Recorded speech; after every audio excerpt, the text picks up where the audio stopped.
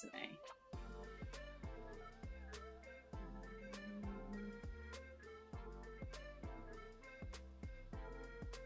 Sure, that's about right. We'll say it's about right.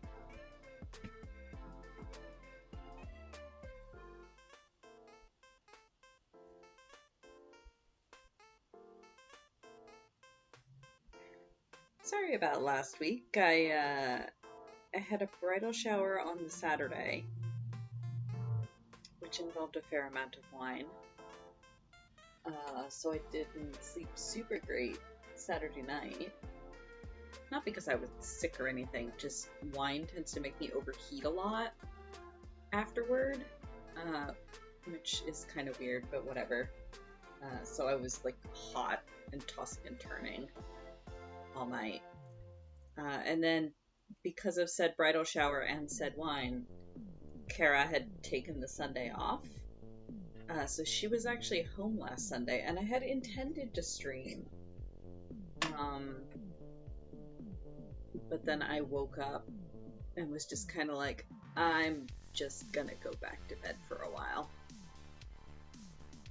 And then I just kind of hung out with Kara instead of streaming.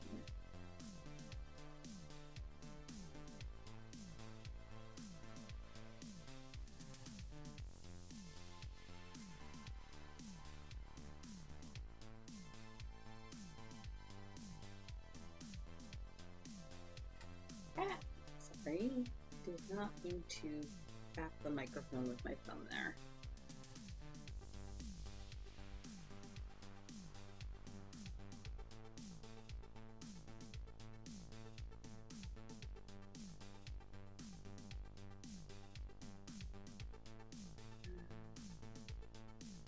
I do not need the pin yet. I do need my thimble. I swear I'm awake. I am probably awake. I am awake enough that I'm here, and that's what counts. Hey look, my papers match up. Hooray!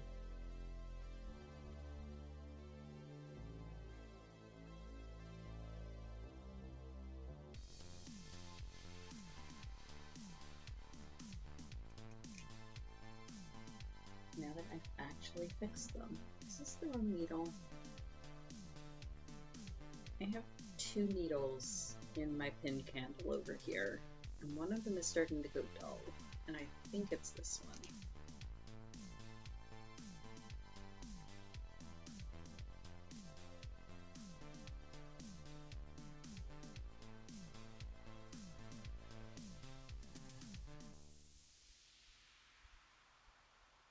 It still looks decently sharp.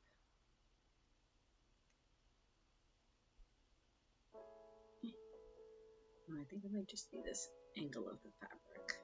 It's not cooperating. Come on. What is... Did I catch the paper?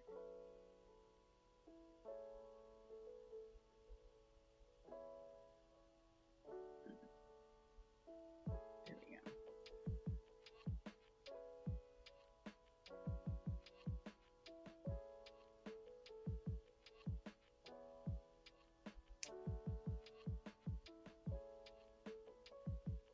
This needle is being real sticky for some reason.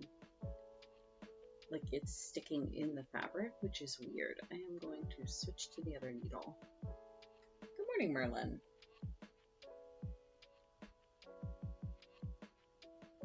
Hopefully you've had a good weekend so far.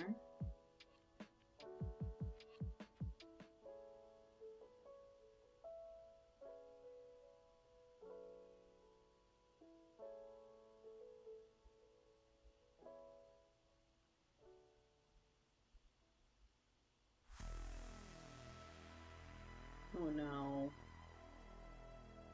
Don't like that sound.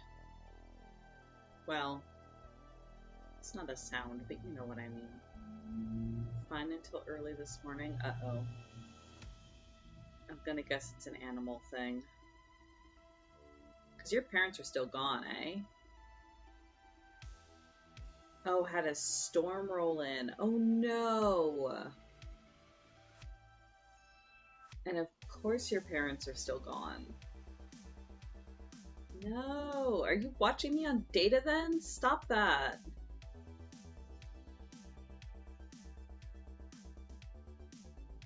Now you're data!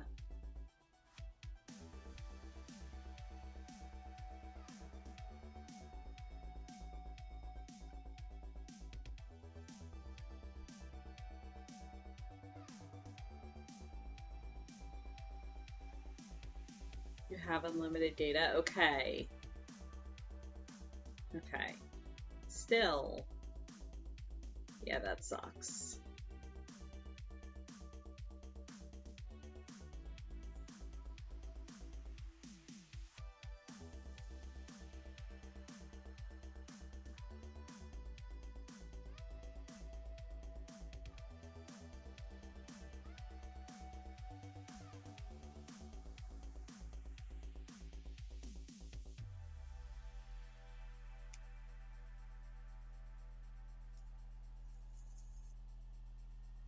Oh yeah, this needle is behaving much better. I don't know what is up with the other one.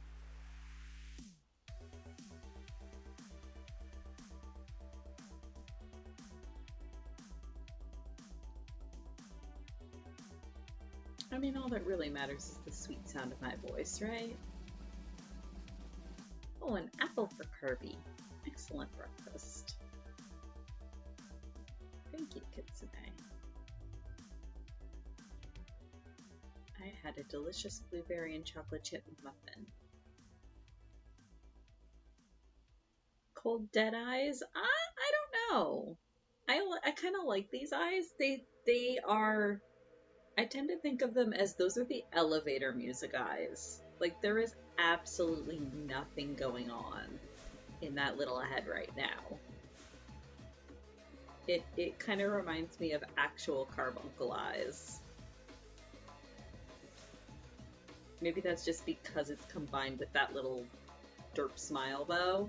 If it had a different mouth, it might look different. But yeah, the little dot eyes combined with the little nya mouth just makes me think that there's elevator music going on.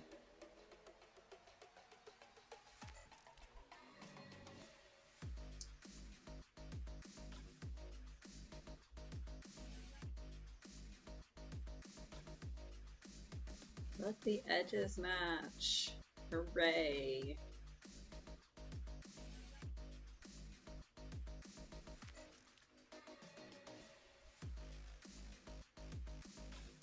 Last time we all learned a lesson about taking care and drafting our paper pieces.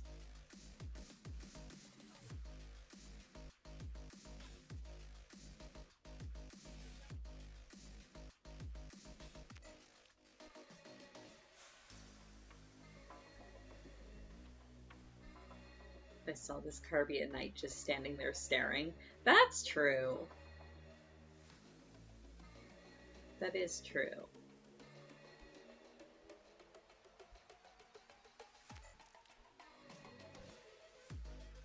But it's still like the idea that it would be scary because you have absolutely no idea what's going on in that head or what it's going to do next.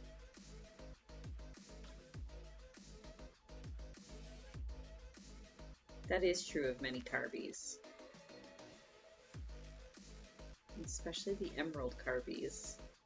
The Emerald Carbys know no fear. They will aggro everything. And then laugh about it.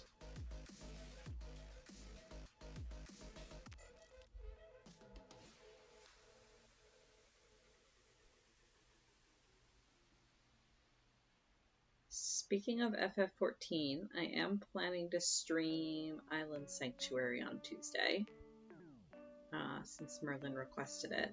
However, I probably will be over on Kara's channel. I'll probably just stream on Jigglybug, just because that's the Twitch account that's already linked to our PS4 account, and it's way easier for me to just stream there instead of trying to like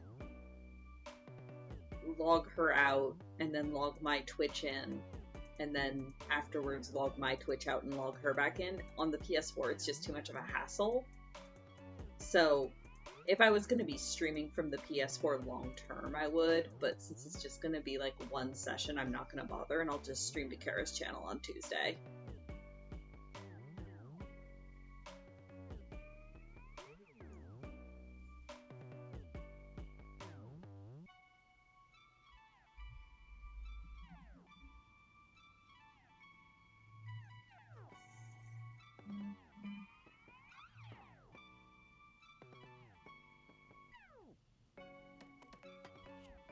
It is small Jigglypuff, yes. I mean, should be awake and will be awake, we all know, are two very different things. But also, yes, please get an adequate amount of sleep if you can. All the self-cares. I mean, you can always also pick up the VOD later, if you're interested. Because I'm pretty sure she has VODs turned on her channel, and if she doesn't, I will turn them on.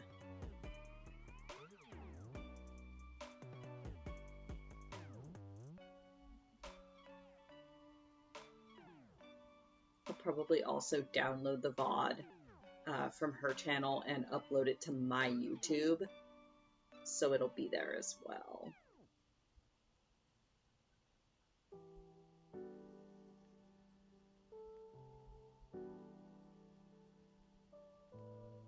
Yeah, I'm excited. Like, even just looking at the preliminary patch notes, it looks real good. And it definitely looks like the sort of thing where there's plenty of room. They've left themselves plenty of room to expand it and add more things to it later.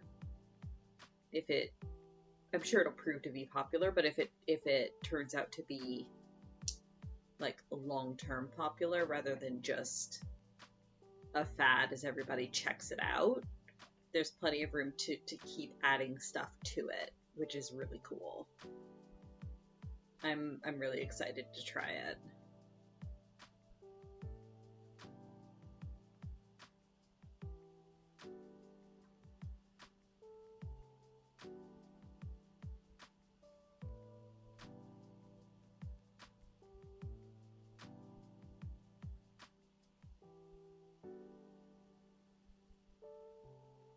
We'll miss Muja and Cho, and probably me, to be honest. Farming sims have always been my jam, so yeah, I might just get lost in the Island Sanctuary for the next, 3.5 years. It's fine. No big deal.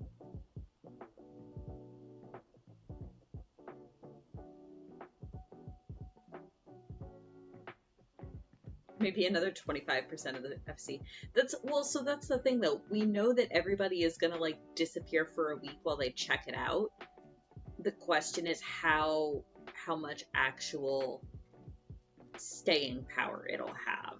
Like, I have enough faith that they've probably tuned the gameplay rotation as such that people that do like farming sims, like me and Muja and Cho, will be addicted. The question is whether it will catch people that don't typically like that kind of game and are just like checking it out. Like, I'm wondering what the percentage of people will be that like go unlock it and check it out just because it's a new thing to do, and then after a little bit drop it and never go back to it. You know what I mean? Versus the people that keep working on it and playing it consistently or exclusively. Like, I'm wondering what those ratios will be. Yo, like, the thing I keep forgetting too is we're getting Story Patch too. Like, I'm gonna be doing Island Sanctuary, and then at some point I will have to rip myself away from Island Sanctuary to go actually do the Story Patch.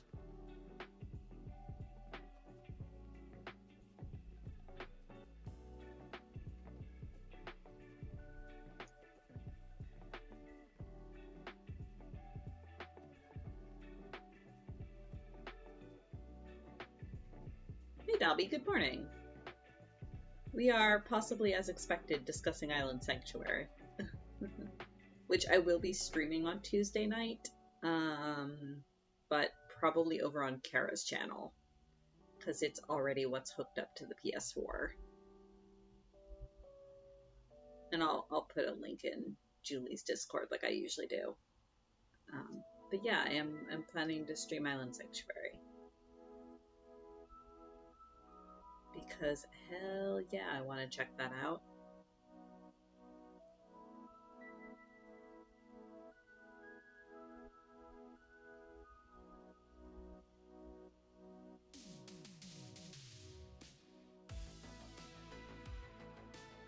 This is my island. It was designed for me.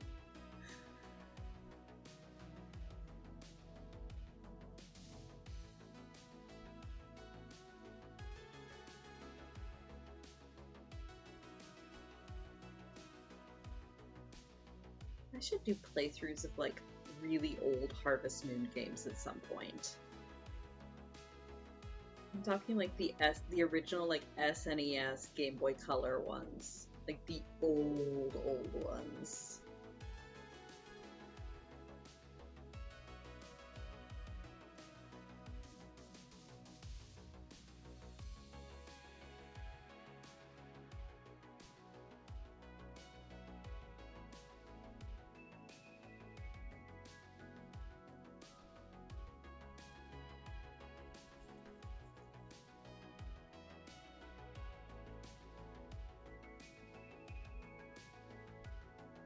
Yeah, like I was plowing through MSQ, and there's a ton of side content that I just haven't haven't gotten around to yet, that I totally should do at some point.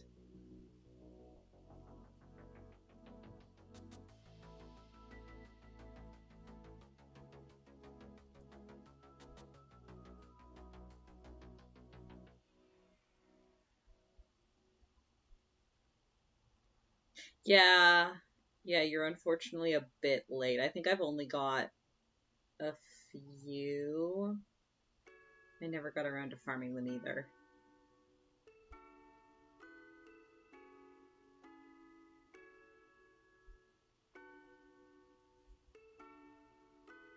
But I don't think there was anything on the prize list that I like super wanted, so I'm not too fussed about it. It's mostly just an easy way to get mounts without having to farm them. Well, different kind of farm. Side lord that explains MSQ stuff, that's fair. Yeah, there is some. Warring Triad is definitely the big one that you want the lore for. Especially going into post-Endwalker stuff. And a little bit of Shadowbringer stuff. Yeah, and Omega. I would say Omega and Warring Triad are the two really big ones. Well, and Crystal Tower, obviously, but that's basically MSQ now.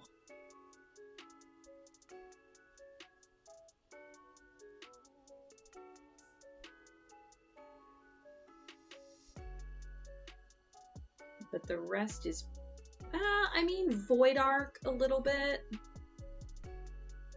But again, I haven't done the Void Arc stuff either.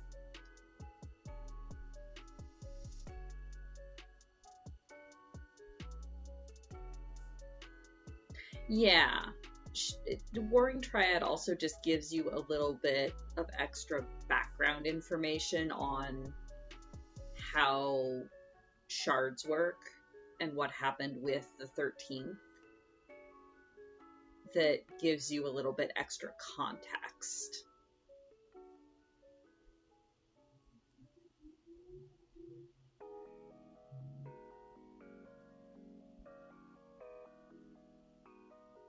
But yeah, that's probably more important going out of Endwalker than it is going into Endwalker.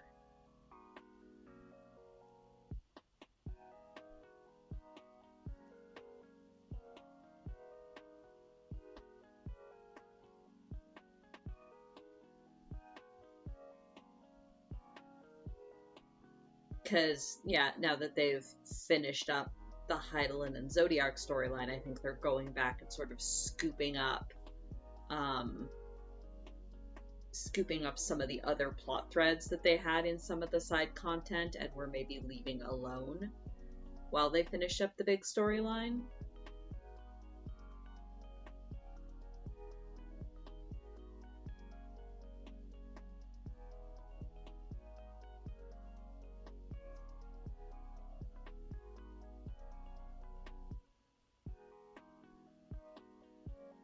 Yes, Void Arc has to be done for the next bit of Tataru's Grand Endeavor.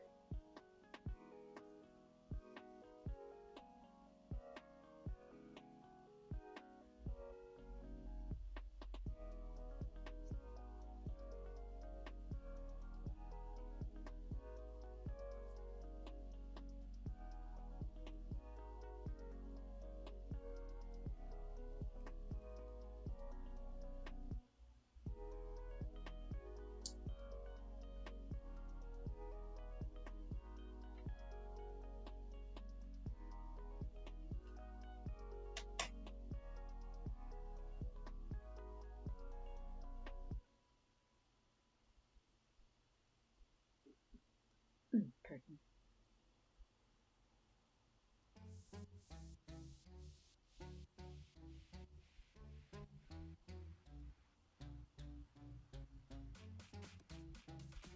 Oh, Four Lords is fun. Four Lords is somewhat standalone, but it's a nice Tataru adventure. I need to do that one too. I've watched Kara do them and they're fun.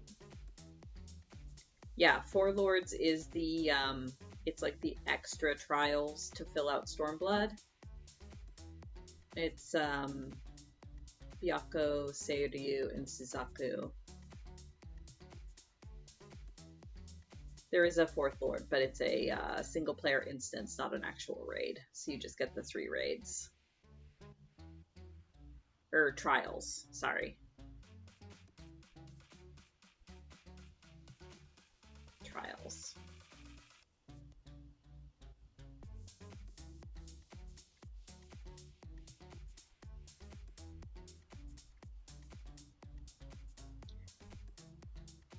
Yeah, Ivalice. I haven't done Ivalice either, but I've watched it. The writing on it is not fantastic. The raids look really fun, but the quests themselves are a bit Or at least that's the impression that I've gotten from other people.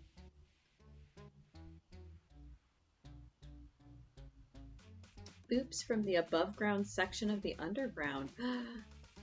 Kite, my goodness. Are you a traveling Kite then?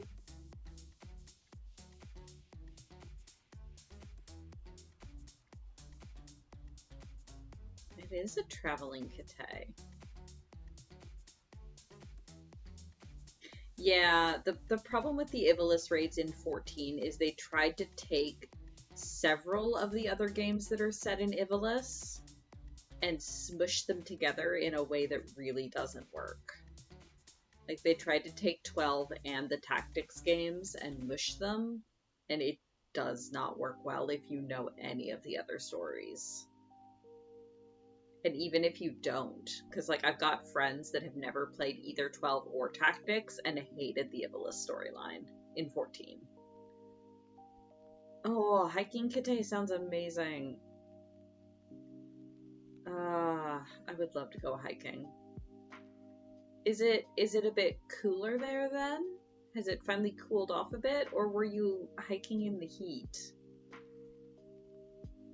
Also, please drink water if you have not been. I'm sure you have been, but I will remind you to drink water.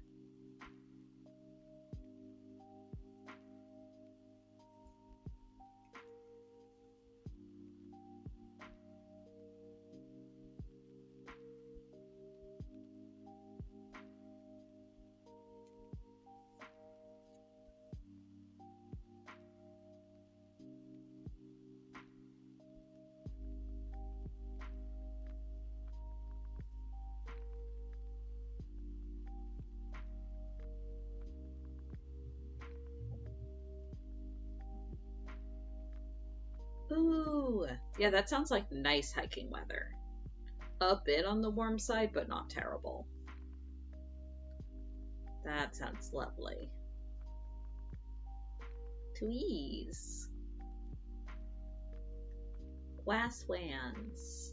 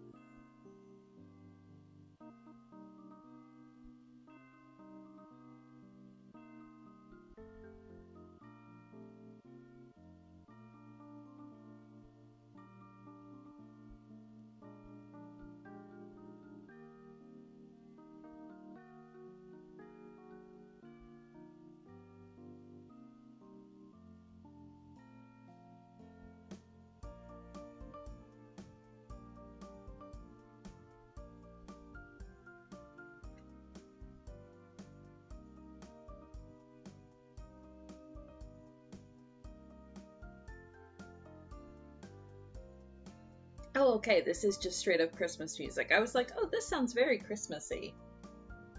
And then I looked at my little Spotify sidebar, and yeah, it is just straight up Christmas music. Okay, cool.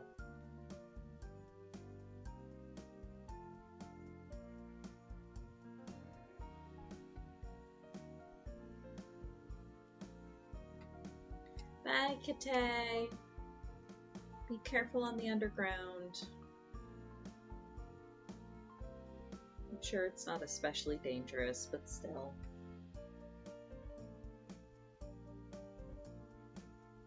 Subterranean Kite.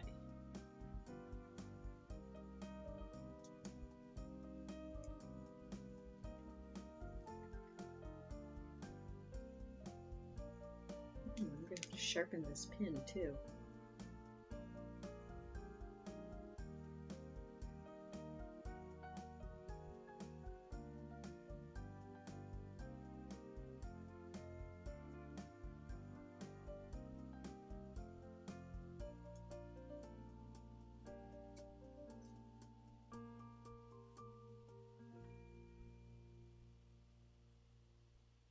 Yeah, I just have all of Harris Heller's albums on shuffle, and they have done one, if not two, Christmassy albums. So Shuffle decided we needed Jingle Bells, apparently.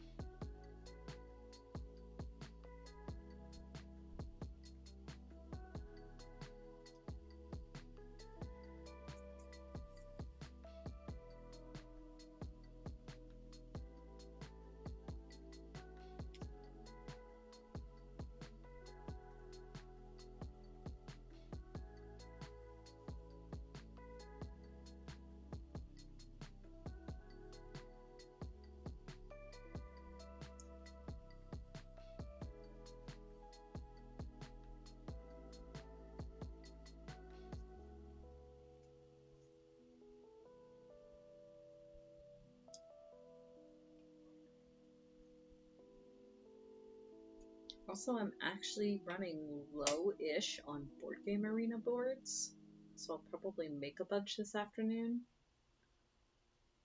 Don't know what of. Probably just the usual stuff I enjoy playing.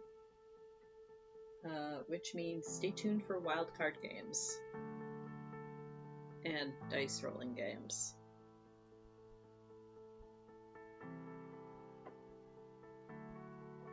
Games of chance and very little complexity.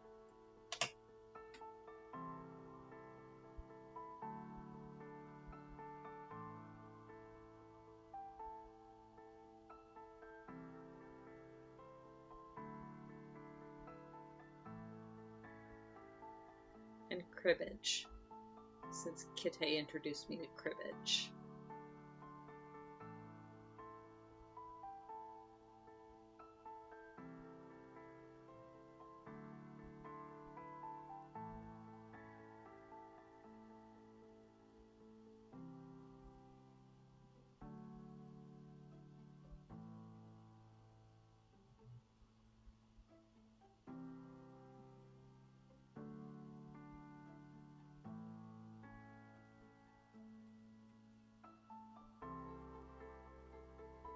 Cribbage reminds me a little bit of Koi Koi, in the sense that there is like strategy and skill involved, but sometimes it all just comes down to how lucky you are on the card draw.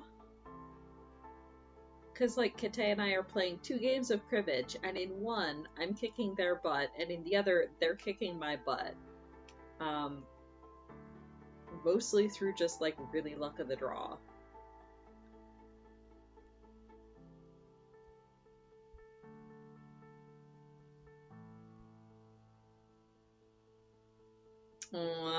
I'm sorry, Merlin. I mean, to be fair, the Vieira, it might not be that they don't know it's Fran, they just recognize it as a Vieira, and Vieira are so publicly associated with 14 right now. RNG of the cards. Yes. Yes, exactly. Like, there is definitely some strategy, but you gotta work around that RNG. Which I kind of like, because it means I don't have to be, like, super skilled. I can just be moderately skilled and then hope.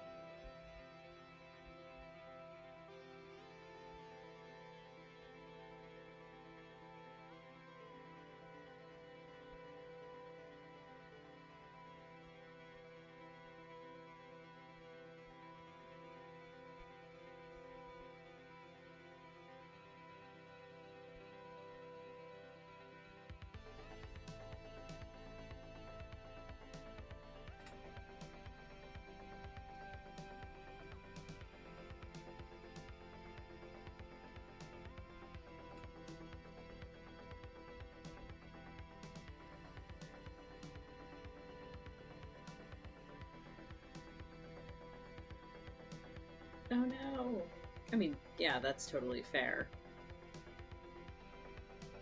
It's possibly partially me, but also probably partially that Twitch doesn't like streaming over data. Working is always fine.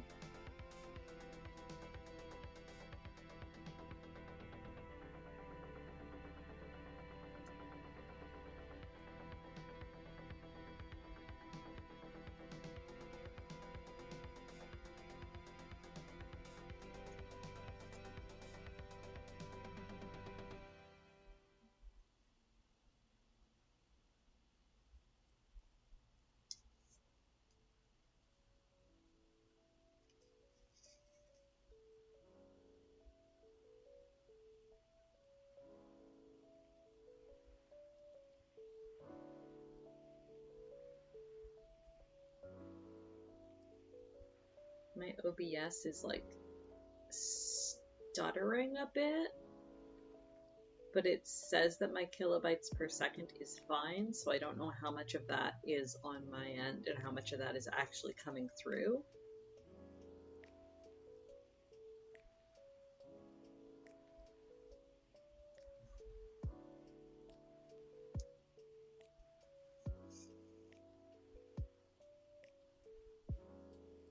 Stuttering slightly. Okay, let me see.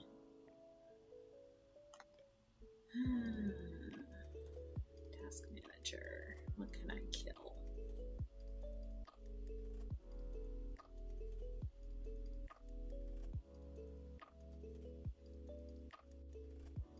I swear to God, if it decided to auto start all of the Lenovo bullshit programs again.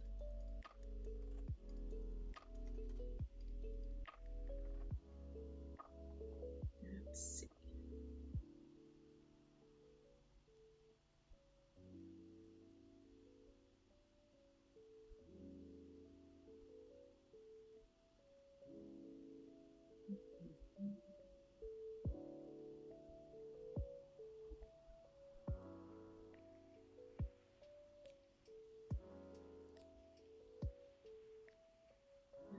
Looks alright.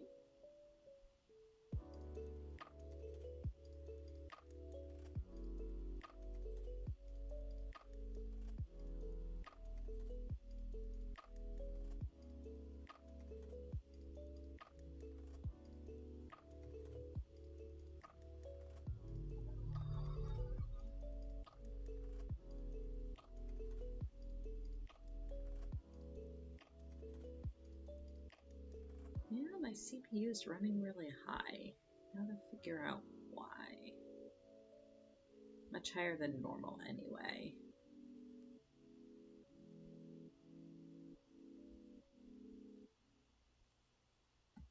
Let's see.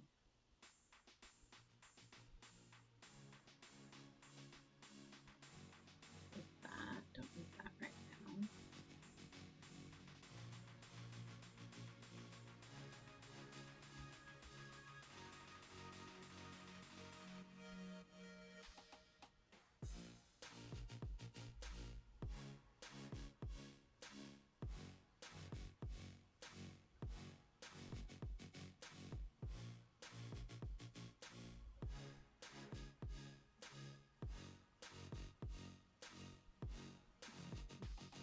Oh, that looks good.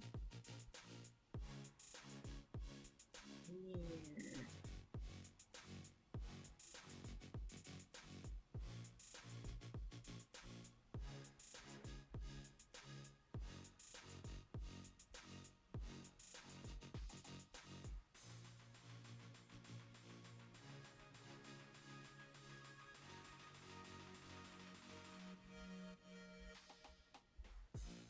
Let me try kill.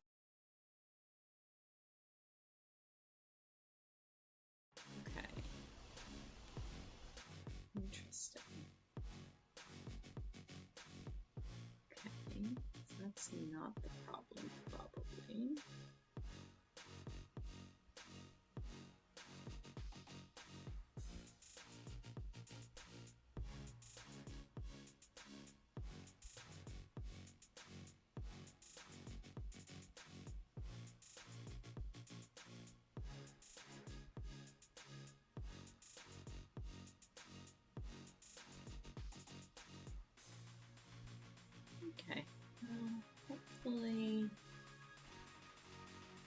should help a bit.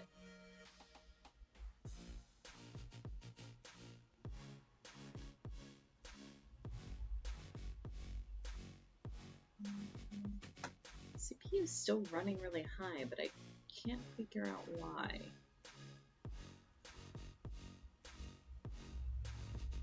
I can try to reboot OBS if it gets really bad.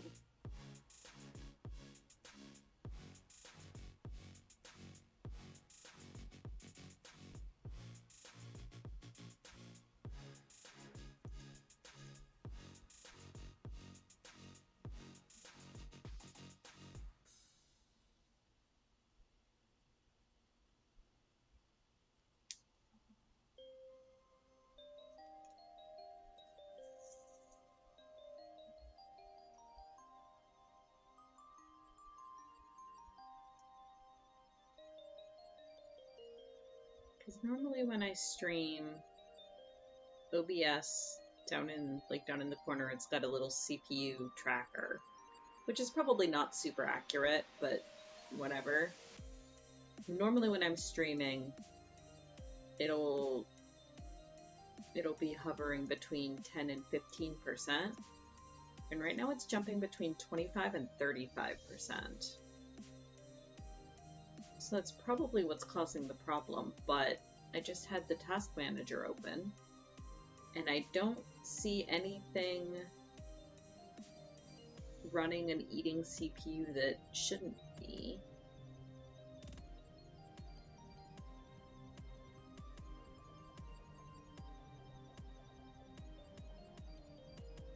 I have Chrome open, but I always have Chrome open. Like, I don't have any extra Chrome open than I do when it's running at 10%.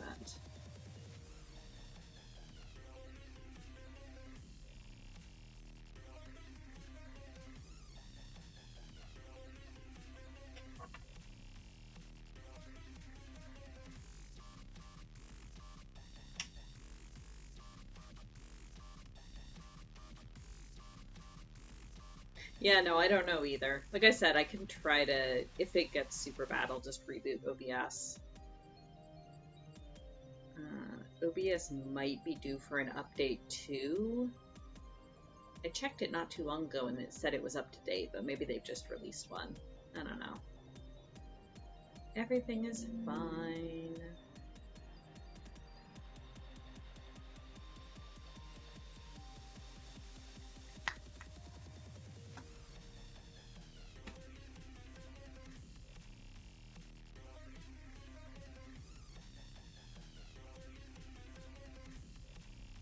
I mean, I can also definitely try to kill a couple tabs, and that should help. Let's see here.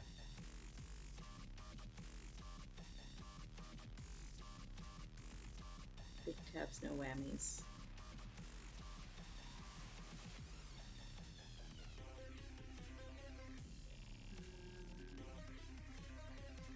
Oh, yeah, I can kill that one.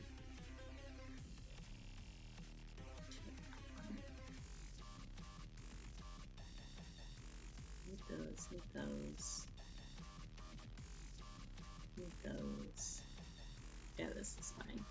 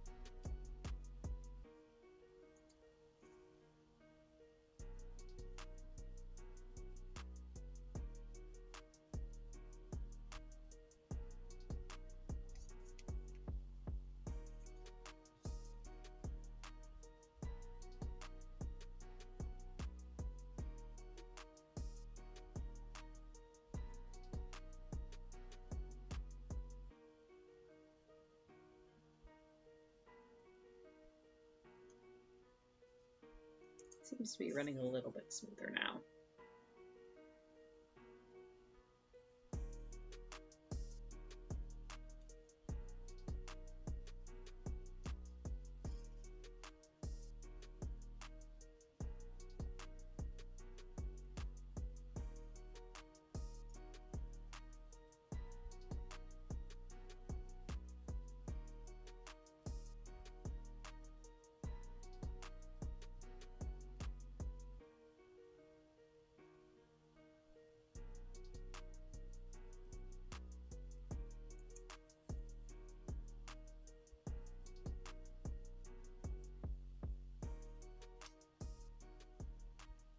Sometimes the computer just wants to be ornery.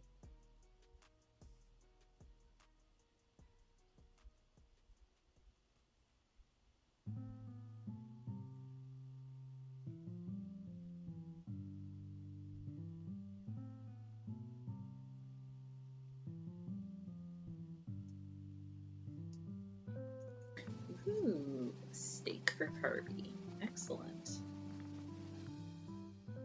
Good protein-rich breakfast.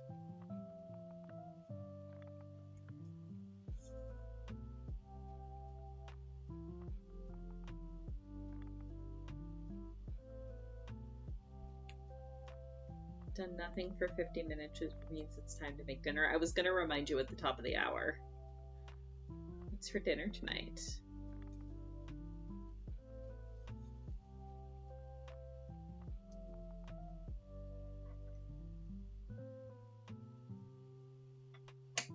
Breakfast is also good. I made muffins last night, so I had one right before stream. So I actually have eaten today.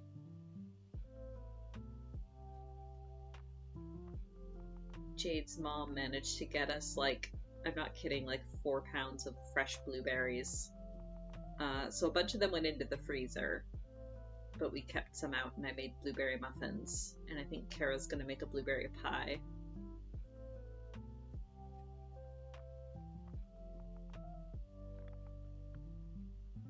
Ooh, stir fry, excellent. Breakfast for dinner is legit. We've been over this before. Breakfast is an anytime food. Or I guess breakfast is an anytime meal? You know, technically, depending on what you define as a fast, every meal is breakfast. How long do you have to go without eating to consider it a fast that you are then breaking?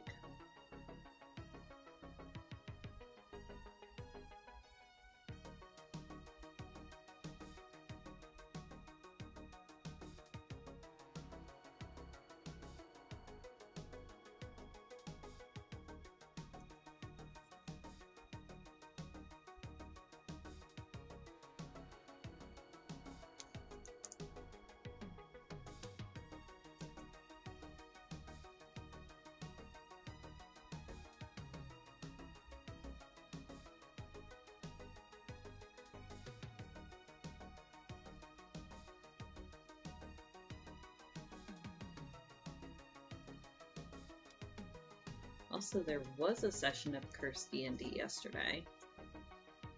There will be discussion on it, I'm sure, as soon as Kate gets back. If Kate gets back. It was good. Everything was fine. Much better than last session.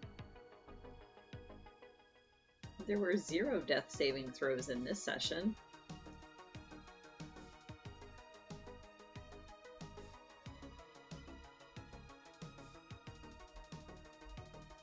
Also, in light of the fact that my centaur keeps falling down cliffs, Kara's warlock, upon level up, has learned the spell Spider Climb, specifically so that she can apply it to my centaur. And I keep pointing out that, okay, yes, the centaur can now walk on walls. But A, that doesn't guarantee that the wall is structurally sound enough to support the weight of a sudden centaur. And B, He still has a dex of 8. He will find a way to fall off the ceiling.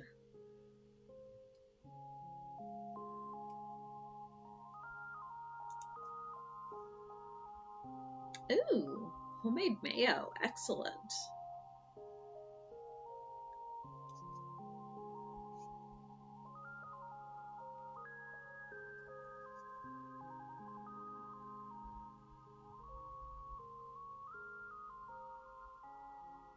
I should make egg salad. I haven't yet this summer, and it's such a nice, light. Yeah, all of the egg chatter in the Discord has now made me want to make egg salad.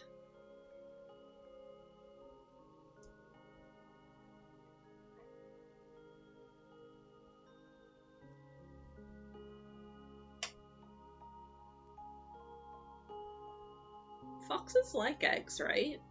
Like, I seem to remember that's a thing. Where you can just give a fox an egg and it will, like, go nuts.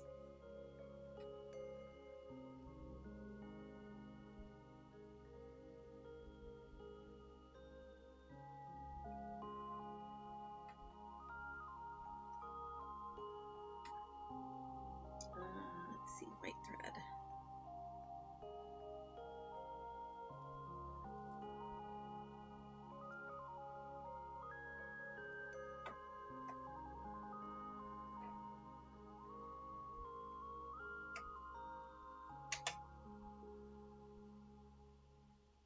Oh, and I did do the thing I said I was gonna.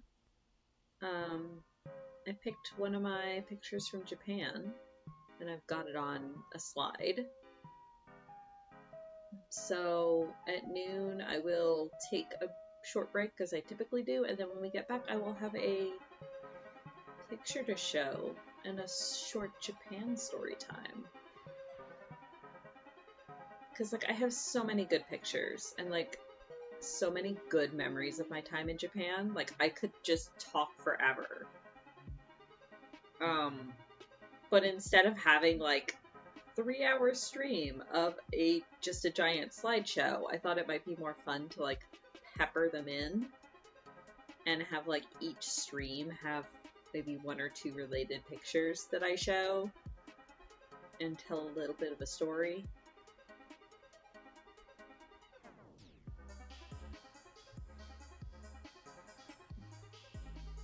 I mean, if people want, like, a giant special edition slideshow stream, I could do that at some point.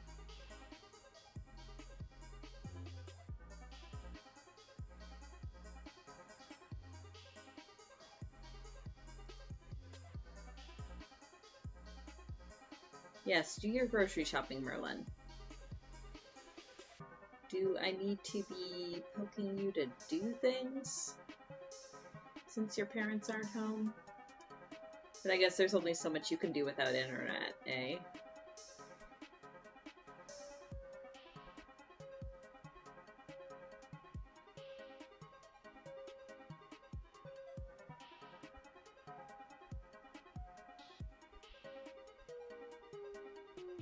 Excellent. Shopping lists are good.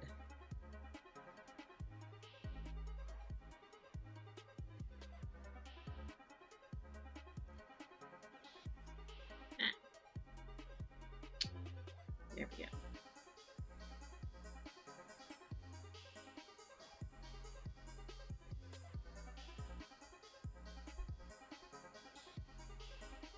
Oh yeah, I need to log on this afternoon and do Moonfire Fair on one of my alts.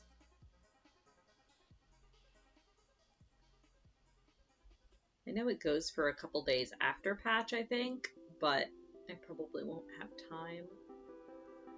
So I should get that done this afternoon. Oh my gosh, Kitsune, are you telling Merlin to go touch grass? I mean, yes, Merlin, go touch grass. And also do your shopping. I think the last time our internet went out, I took a nap. Because we had that big Rogers outage a month or so ago, where our internet was down for like a day and a half. I got sent home early from work because there's literally nothing I can do with the internet out. And I think I just took a nap, and then Kara and I played card games and such. Like actual physical card games in real life on our kitchen table. It was weird. Oh no, wet grass. I don't know, I kind of like the feel of wet grass. Sometimes it's depending on the texture of the grass to begin with, sometimes it's really nice. But it has to be like that soft, lush grass to begin with. If it's scratchy grass, then heck no.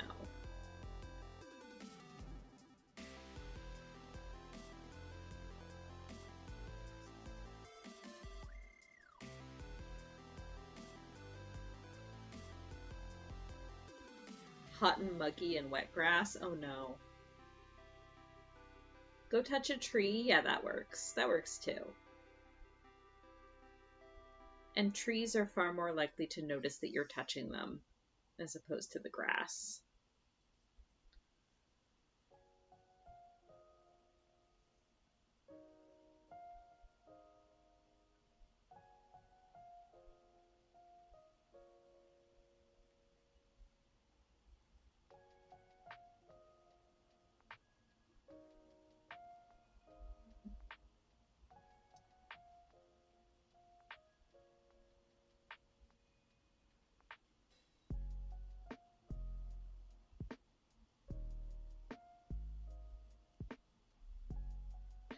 Oh yeah, oh yeah. Since it's apt right now. Well, not right now.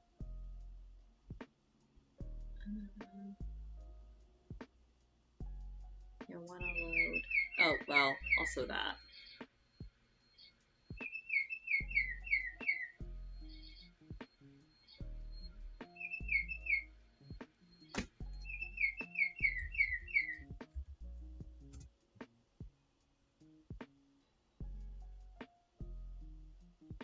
But also. Eh.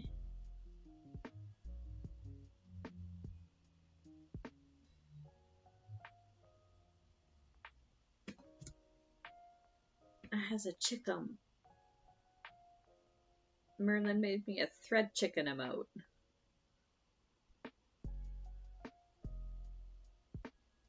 The thread is a bit hard to see on dark mode, but that's fine. It is a thread chicken. I love her.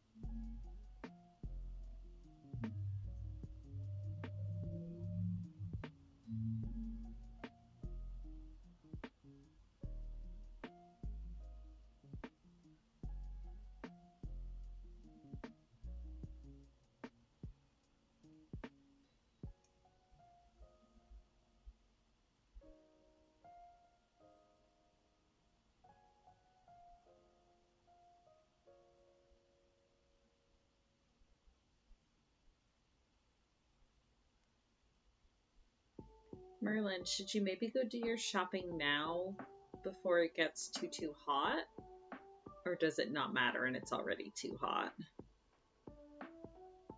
Because, like, I know yesterday in the morning it was already like 24 degrees and it was supposed to get up to like 32.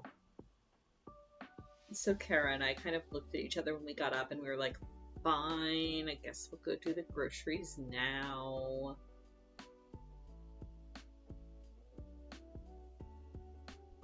Right now it is only like 26 out, 27, which is better than the 32 it was yesterday, but yeah, still pretty toasty. I think we're supposed to get rain today, but I don't think it's supposed to cool anything down. I think it's just supposed to stay hot.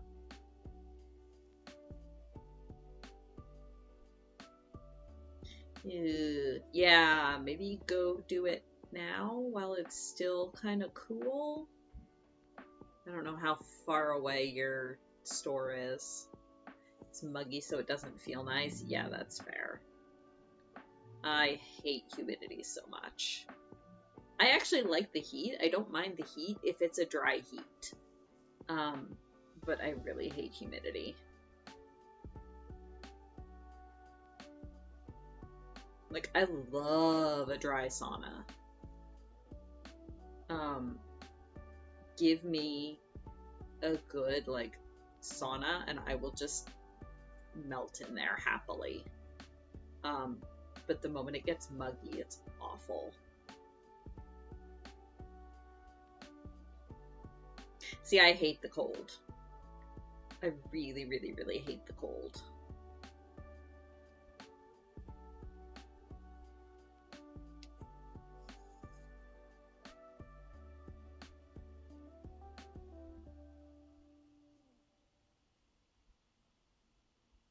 I mean, yeah, that's totally a fair point, but me personally, I can't stand the cold. I would much prefer the heat.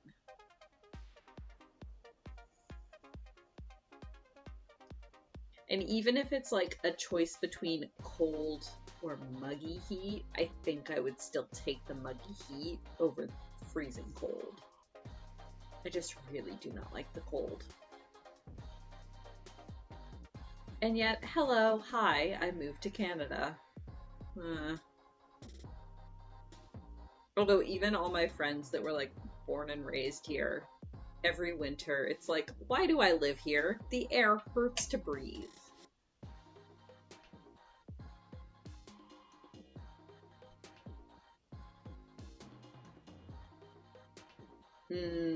Yeah.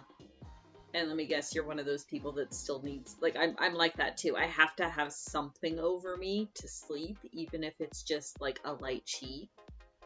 I can't just fall asleep without something tucked over me.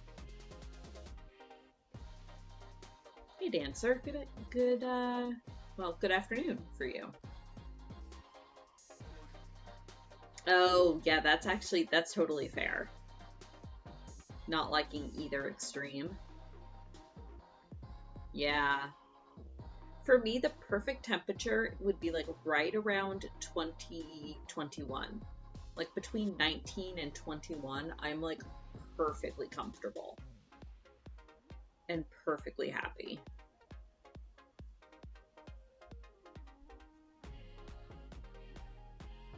So you managed to find a thin enough blanket? Well, that's good.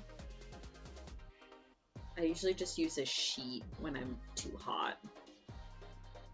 But I also have like a really, really thin quilt that's essentially just like 2 layers of...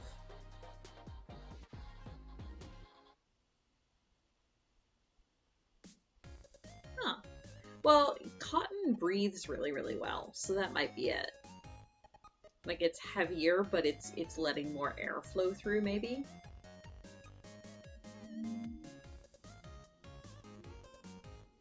That's why so much underwear and stuff is made out of cotton. It breathes nicely.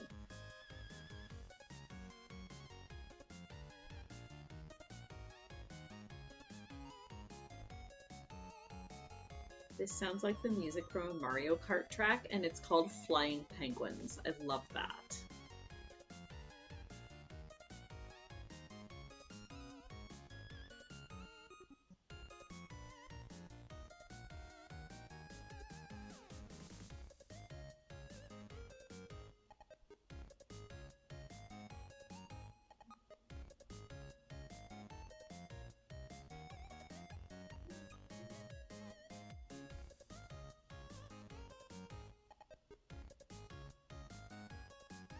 Yeah, that's fair, Dancer.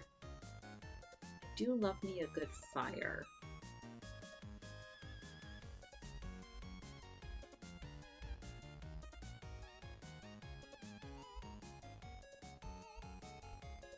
Fireplaces are so cozy. I wish that I lived in a place that had one.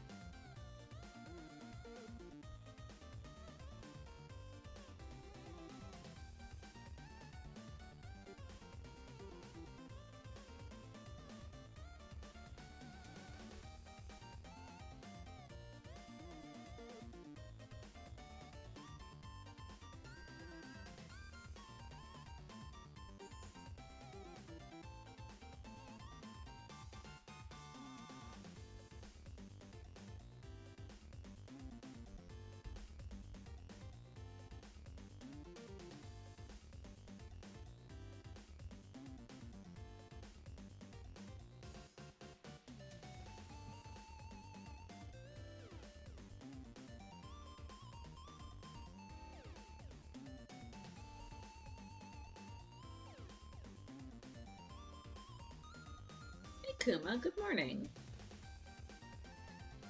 How are you? Hopefully the kidlet did not wake you up at the crack of dawn this morning.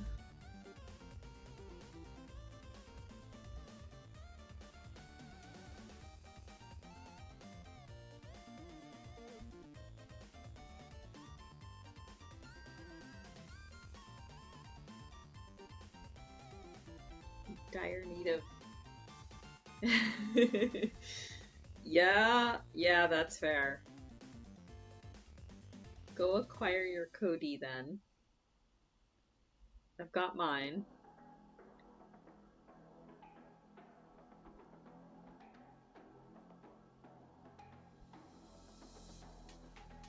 Got mine in my favorite reindeer mug even.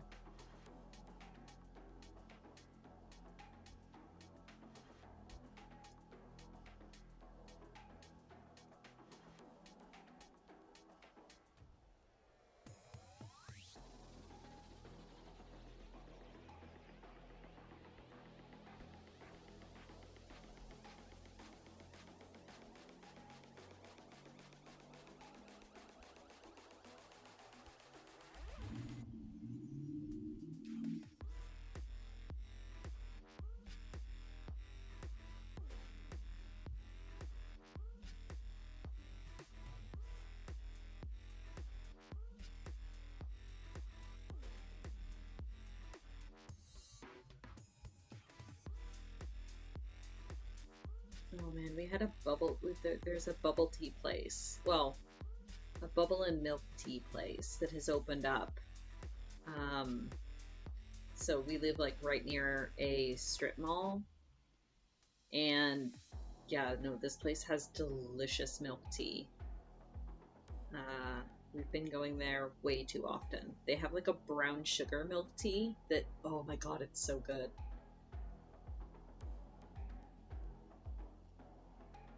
Oh no! Added too much stuff to the walk. Yeah, that does sound problematic. Oh dear. Extend walk with tinfoil. I don't know. That probably will not work. Tinfoil is not stiff enough.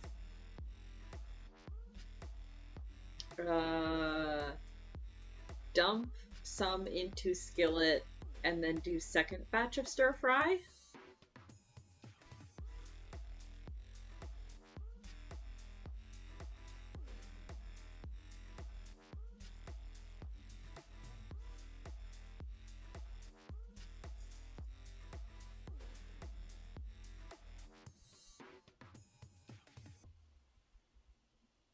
Stir fry in 2 halves. Stir fry the sequel.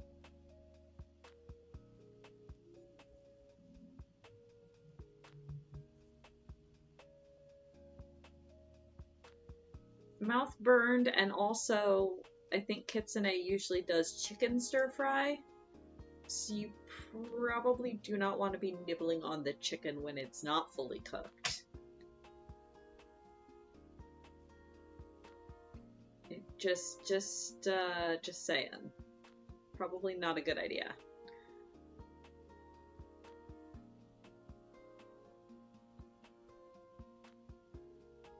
I don't know for sure that she's doing chicken stir fry today, but I know in the past it's typically been chicken stir fry.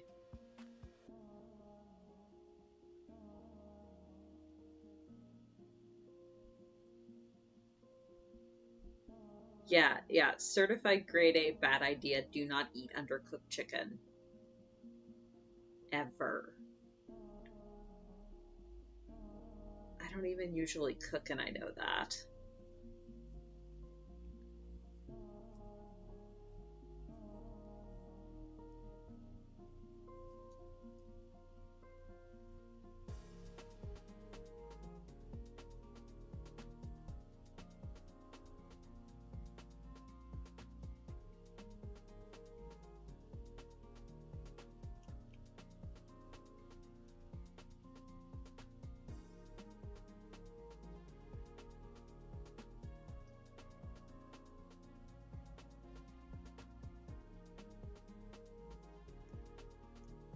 Not fun couple of days, poor Yalk. Uh-oh.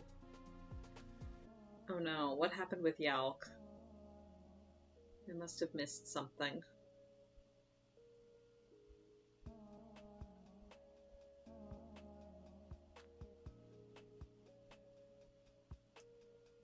Oh, yeah, I haven't looked in there yet today.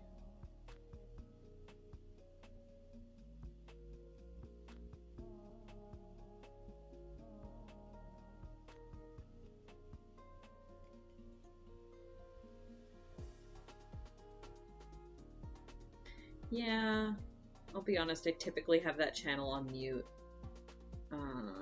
Just because, yeah, I tend to get stressed out easily. But yeah. Especially, like, I think I could probably unmute it now. There was one point where it started getting into a lot of political talk, which is perfectly fair for that channel. And I was just like, nope, I can't handle that, and muted it. And then I think I forgot to unmute it. But, I mean, that's why we have that separate channel, so.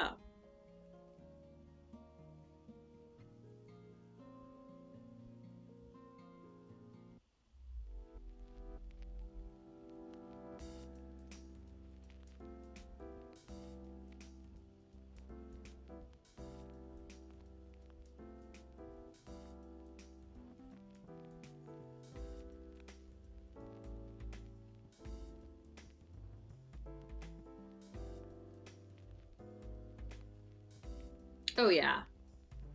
Yeah, this is a channel in a Discord that a lot of us are in, specifically for posting the bad and sucky stuff, and it's confined to that one channel so that it is easily mutable for people. Hey, Kate. I refrained from doing too much D&D talk because I anticipated your return. But also, I hope you enjoyed your hike. Hiking is lovely. I haven't gotten to do enough of it lately. Yeah. Oh, I have notifs turned off on most things, even if they're not outright muted. Yeah, my notifs are typically off unless you at me.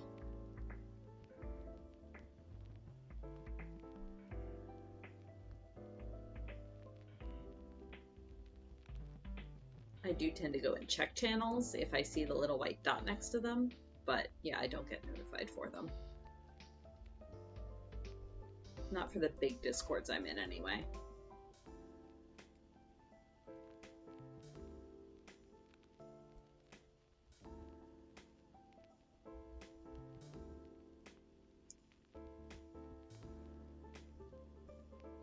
Oh no. I mean, at least you noticed.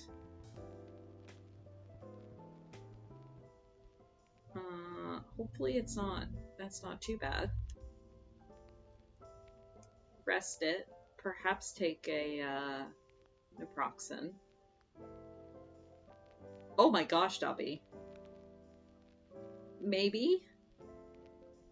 See, even I don't have that many tabs.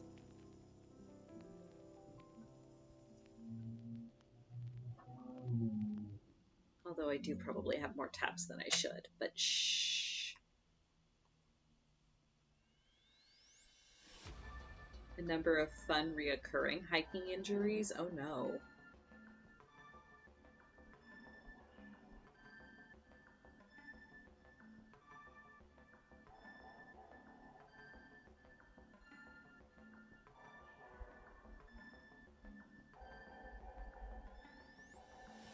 I mean, and we'll probably get to it eventually in my picture rotation. Oh, Merlin has redeemed a board game.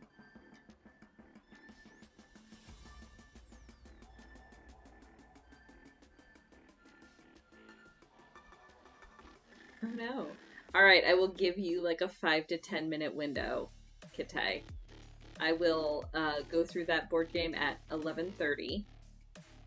So you have a few minutes to catch up. Because I was going to say, I actually did go through my boards this morning. So there probably aren't a whole ton of them ready to go. So yeah, I'll give it till 11:30 and I'll do the board games then. Which gives me time to tell my hiking story. So we'll probably get there eventually in my rotation of Japan pictures. But the second time I was in Japan, we were there on an anthropological research trip. So we were doing a lot of like interviews of people and walking around cities and going into people's houses a lot, which in Japan means taking off your shoes. And we knew this going in and had prepped for it. So I had brought with me, rather than a pair of tennis shoes, my main shoes for the trip were a pair of loafers because they were much easier to kick on and off as we went into people's houses. And they looked a little bit nicer and more professional for, you know, conducting interviews and shit. Which was fine. And then about 3/4 of the way through the trip, we were up in Hokkaido, which is the far northern island. And my professor goes, hey, there's a really, really nice hiking trail near here. Let's, you know, we've all been working really, really hard. I know it's been really, really stressful. It's been a really fast-paced trip. Let's take this day off and go on a hike. And I was like, okay, that's cool. All I have are these loafers. And he was like, yeah, it'll be fine. It was sort of fine. It was not a hike. It was not what I would term a hike. It was mountain climbing. I mean, we didn't need extra gear, but it was also not what I would term a hike. It was like straight up the side of a mountain on a very rocky trail. Yeah, it was not a hike. In fact, I'm just gonna pull up this picture because I took a picture because I'm like, this is ridiculous. Like, it was fine. It was just not what I would have termed a hike, and not what I would have usually willingly done in loafers. Okay, let's see. That was my 2011 trip. Here's that picture. Now this is going to come in really, really large, so I will have to zoom in out. Oh yeah, and I do have the video of that guy making soba noodles. Excellent. Okay, there's the trail. Where's the one I took of my feet? Ah, there we go.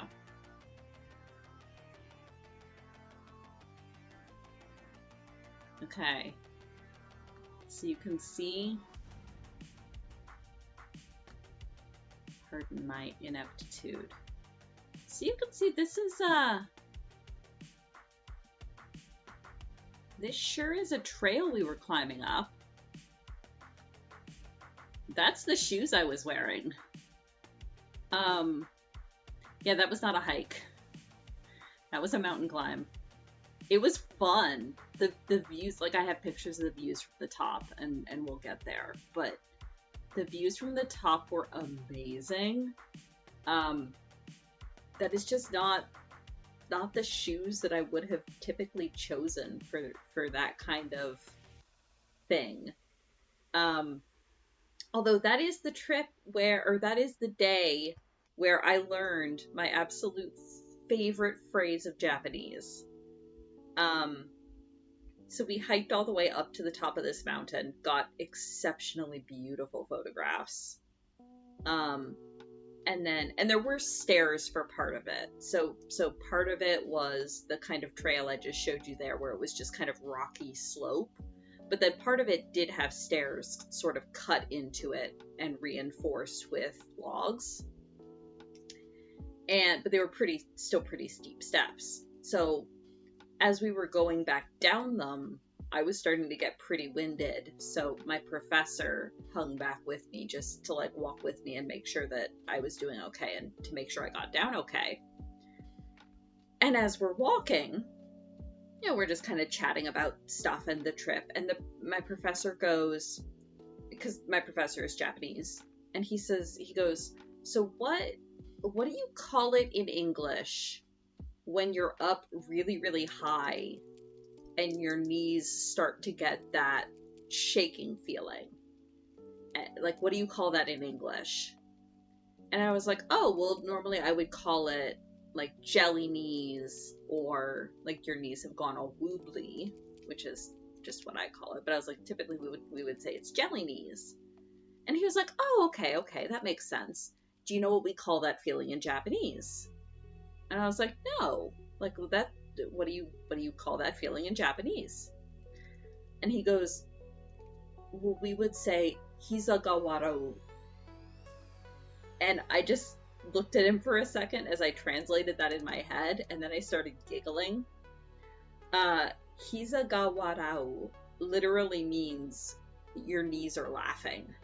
Like, the implication being your knees are laughing at you when you get that sort of wobbly knee feeling. I thought that was great. That is my favorite phrase in Japanese, because it's just so descriptive.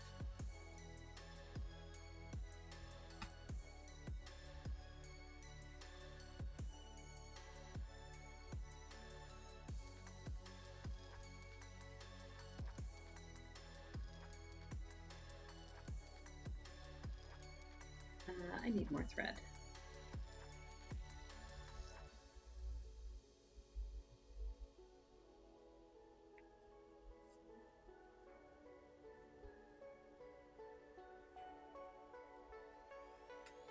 Yeah, I have so many good stories about my various trips to Japan. There'll be some good ones.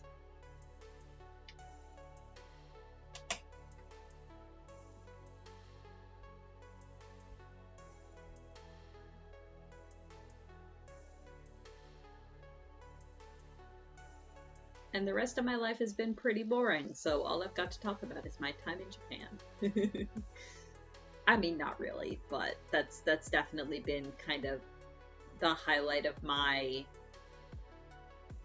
life experience that is suitable for telling stories about, I guess.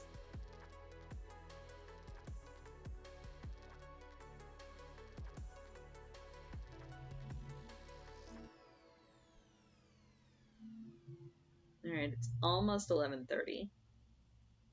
Give Kite another minute or two.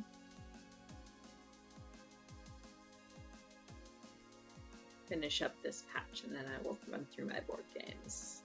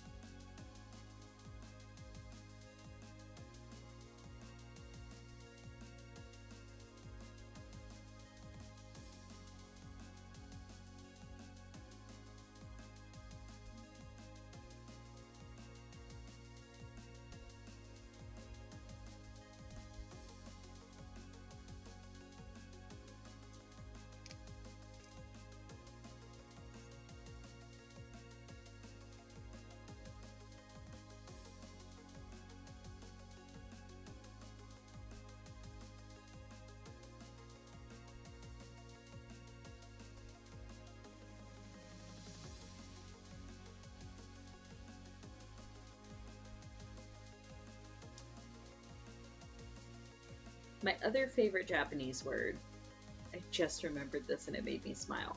My other favorite Japanese word is, okay, I know they have different regional names, but I would typically call them water striders, like the little bugs with the really, really long legs that like skim across the top of ponds and things. Pond skaters, water striders, I've heard them called various things. What they're called in Japanese is ameboshi, which literally means rain bugs. Because if you think about it, not because they're out after rain or during rain, but when you have a bunch of pond skaters on a pond and they're all like moving around, their little feet, it looks like raindrops because they're making all the little ripple effects in the water. And I thought that was so cute and charming. So they're called rain bugs in Japanese.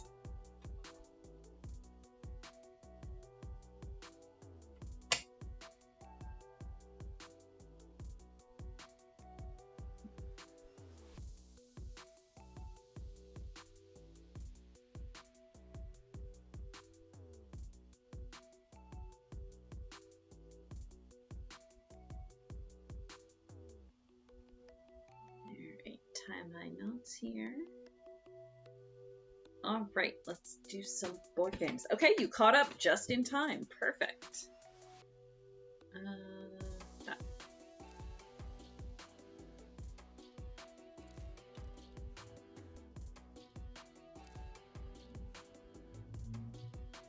Good BGA. Oh, yes. Yes, it's good. Helps if I actually let it load. Ooh! We are breeding the baby. So when we go back to the other screen, we'll have a brand new baby. Excellent. Okay. 9 plus. Let me just open my phone so that I have chat handy. Without having to switch between windows. There we go. Okay. Let us see what we've got here.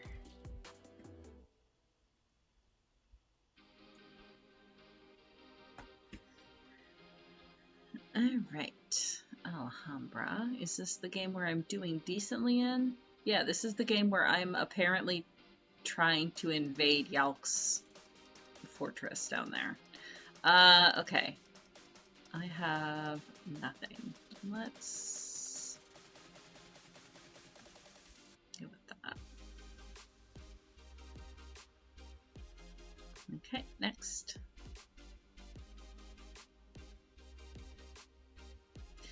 Oh, this is the game this is literally the last turn. Alright, let's just sell a good, place this, and then I think that's game over. Buying a tile is still possible. Yeah, sure, whatever. Confirm.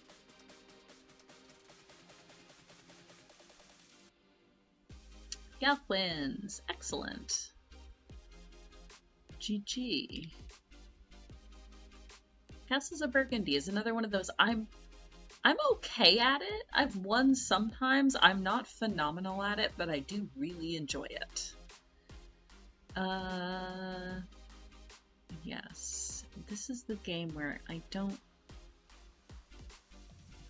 think I'm doing well, but nah, I'll go there. Ooh, goody, a wild card. How do I want to do this? I think for the purposes of just not getting myself stuck, I want to go over here.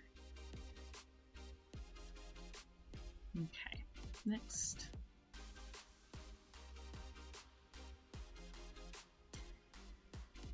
Oh yes, the Mivi Kitsune game. Nope, that's not going to be enough points to open. I would like some jokers, please. Next. Which wizard game? Aha, the Friendo wizard game. Okay. Well, let's do that. Next. No jokers. If Kite can't have them, neither can I guess. You're not even in that game, though. I would like some jokers, please. Next. I mean, I'm always happy to play more games, Merlin. Toss me some invites. I'm happy to play things. Dongo. Dongo or yummy. Okay. That game's almost over. Next. Ooh, anagrams. Anagrams with absolutely no error messages whatsoever. Oh, I think okay, what? Ooh. Okay. That's getting somewhere.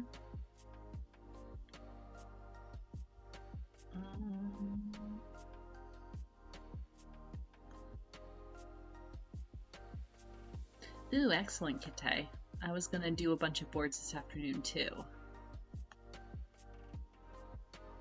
Yeah, no, I have not yet dragged Merlin into Julie's Discord.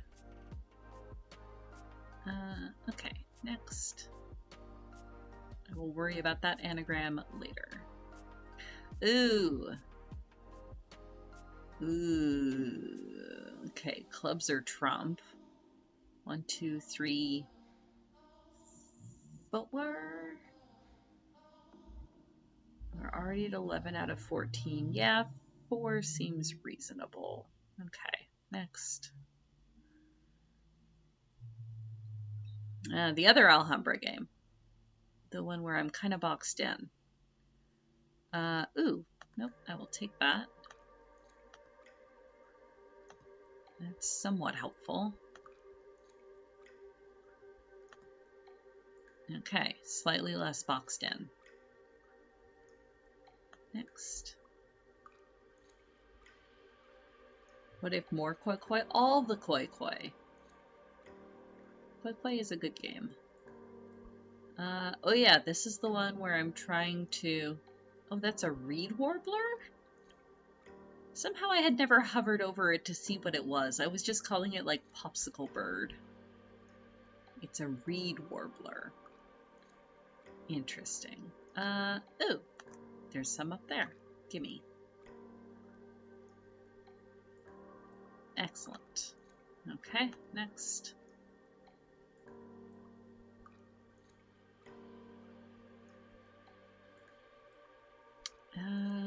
Which... Okay, this is the gray wall one. I need more star tiles. I'm not going to be getting all 4 this round, but I will at least get 3. That'll work. Next. Popsicle burb, exactly. I have 6. Next. Also, thank you, Kite. I am now mildly addicted to cribbage. This is fun. I like this game. Next. What the game calls magpies, you call blue jays. They're a little bit too dark to be blue jays, which I guess is why I've never twigged to calling them blue jays. Blue jays are usually a much lighter blue, or at least the ones we have around here are. Yeah, sure, that'll work.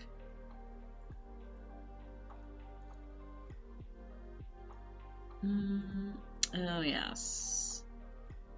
Okay, I'm up to 11.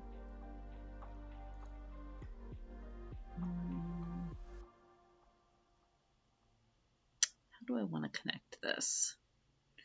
Do I want to connect it that way?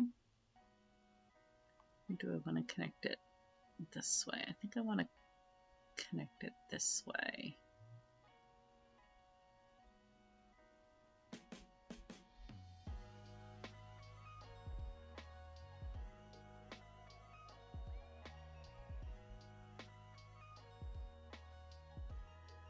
There we go. Okay, next. The European train game is a bit... It's okay. I don't think I'm doing as well at it as I could. Like Kite was saying when we started it, the initial cube layout was not ideal. So I'm kind of struggling with how I want to work it. Okay, I can take the discard, but I don't think I have enough points to open even if I do, so I'm going to have to draw. 5, 10, 15, 20, 25, 30.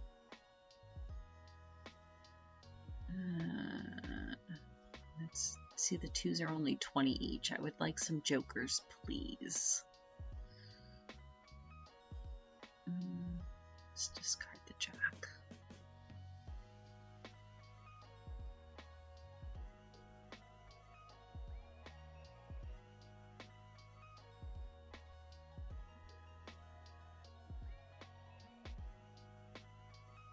Yeah, you are like kicking the rest of our butts, Dobby.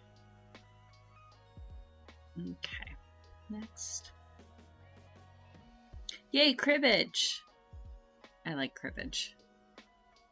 Oh, I have no monies. Let's go with that. Confirm. Next.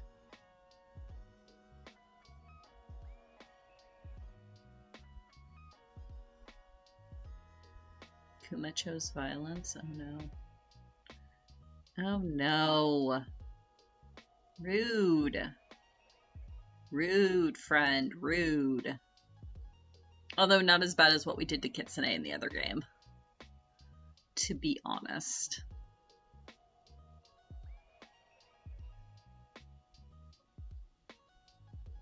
Yeah, -6 is fine.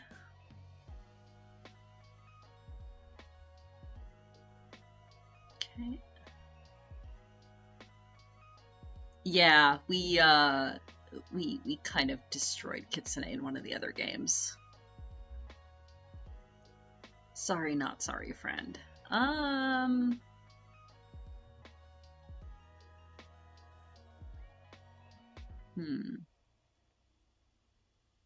My own crib, huh?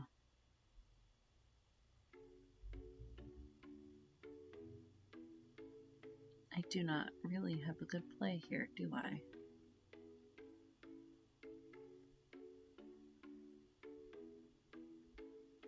Hey, Randus. Good afternoon. Or good morning, barely. We have not yet started to complain about you. We haven't circled around to D&D talk yet, so you're fine. It's my own crib. I can probably I'll just discard the pair. Oh, fancy. Okay, next.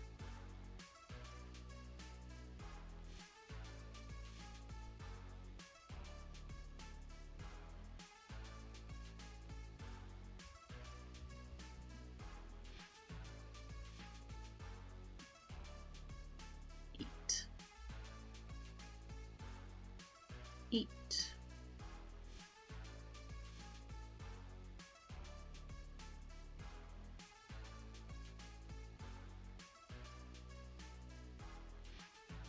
Hey! Yay! I like myself a good crib. Okay, 2 cards to discard to Kite's crib. So in this case, I want 0 points whatsoever. Which, in this case...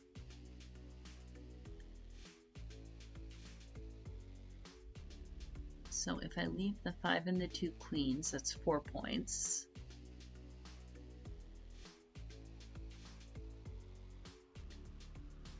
See, all 4 of these together are 15, but that's only 2 points. So I think I discard some combination of the ace, the 3, and the 6, but it doesn't really matter which 2. See, my thought, Kuma, is that if I discard the ace and the 3, if the cut is a 2, or if Kite discards a 2, then he has a run. Whereas if I discard something plus the 6, it's much less likely to amount to anything. Keep the 6?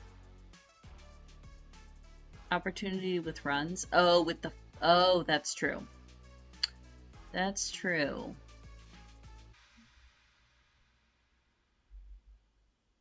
And that's probably...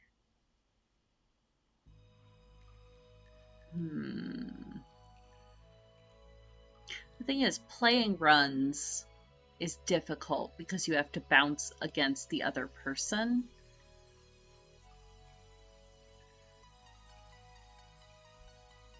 Give up the run with a 7 for yourself and keep the run with 2 for Kite.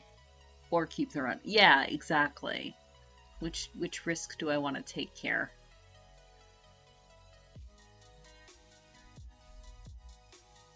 For sure. Oh, that's true.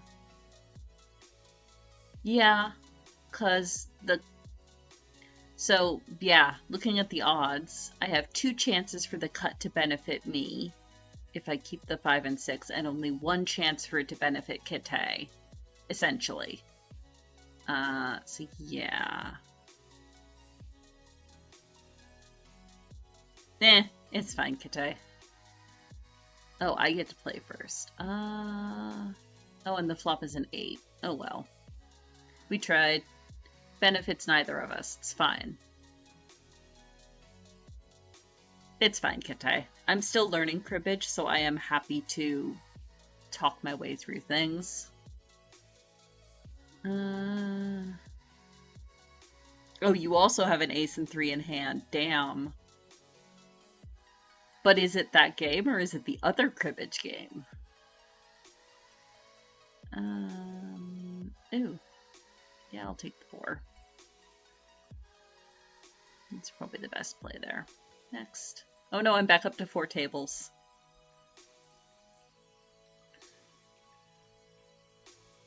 Useful? No, not useful. I would like some jokers, please.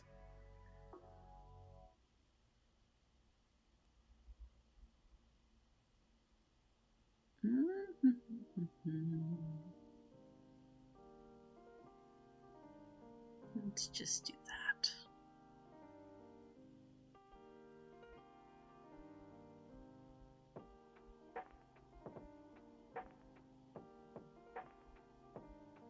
How many times did you discard identical pairs and then have a run? Oh, fun. You know what? I'll take that. Build up my money stores again. Next. Oh god, I'm back up to 5 tables? I see people are playing in the background. Let's do that. Next.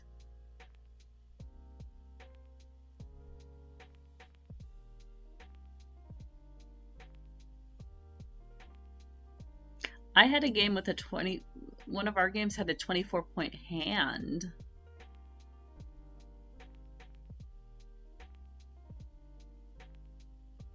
That I managed somehow.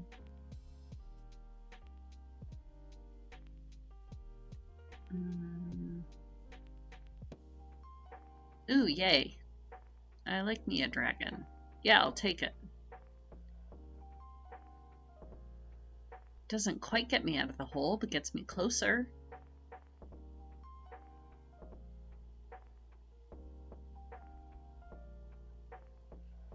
Jokers? Nope. Come on.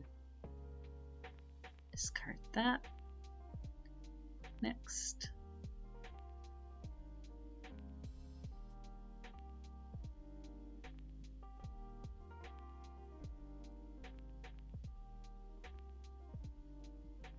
I must play a card. Sure. Next.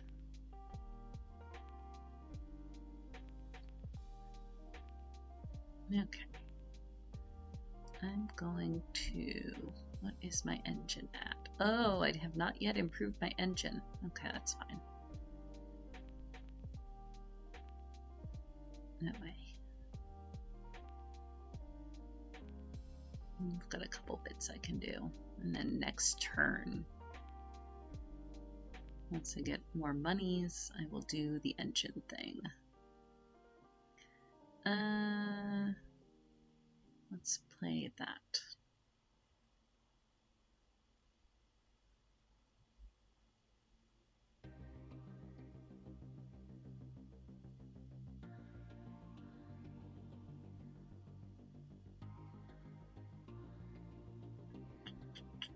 Wait, do we have 3 cribbage games going? Or is it only 2? I've lost track.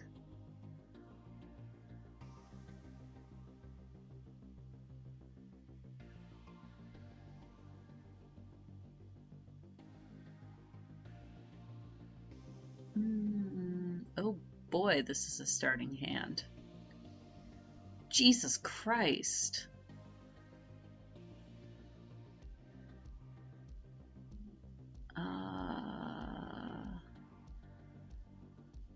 I guess let's start with that one. Sure, I'll take that.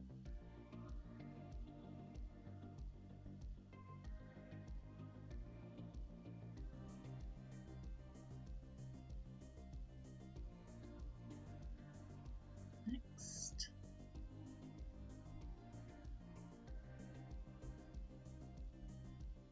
Now I can take the discard again. So that's 20. 35. Still not enough to open.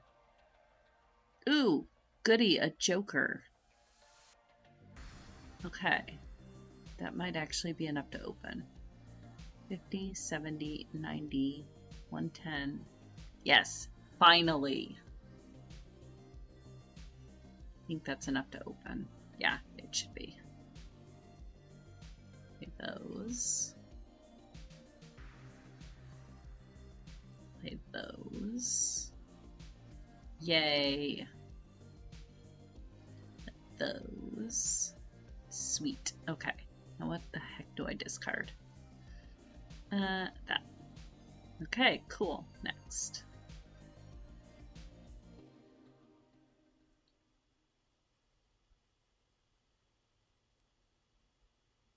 $6 points for me.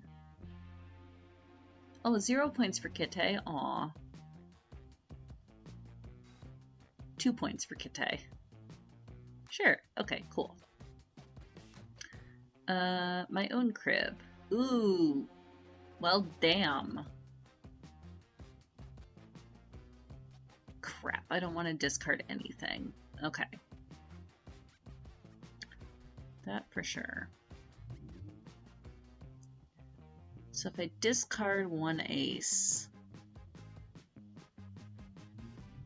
that's 4 points.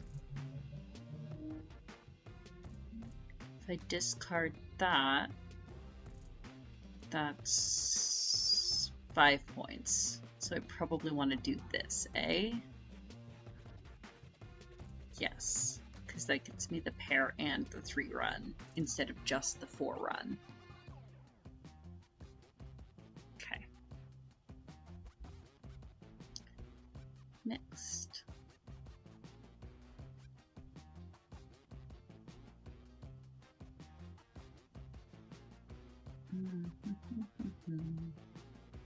What even is this? Holy crap, what even is this hand? Okay, thank God Kite got the butterfly. I think this game wants me to win.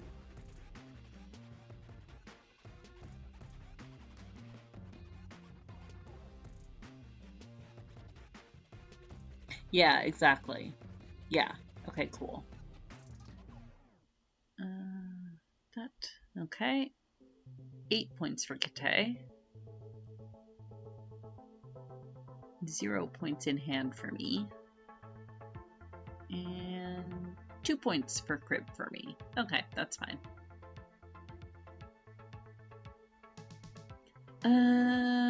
Ooh, 2 cards for Kite's crib. Ooh.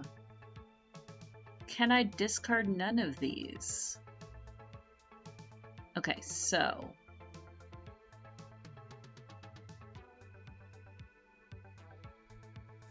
if I discard the pair, that gives Kite an automatic 2 points, but I keep 4 points because I've got 2 15s there.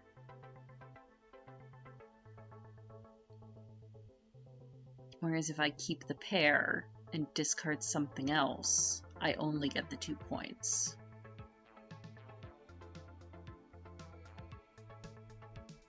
I think.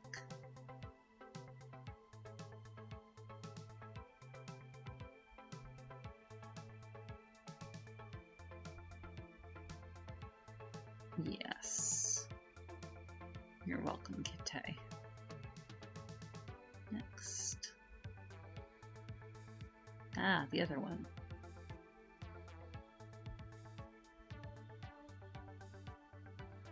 Next.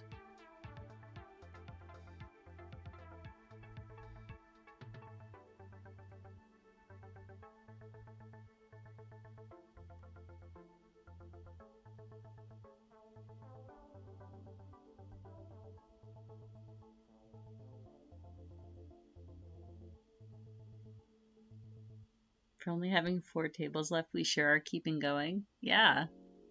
Somehow. I don't know how that's happening. I mean, eventually the games will end. How long that takes is anyone's guess.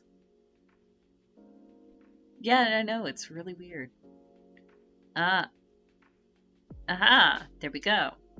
Except I will accept this invitation. Yay, cribbage. Now I have a table again.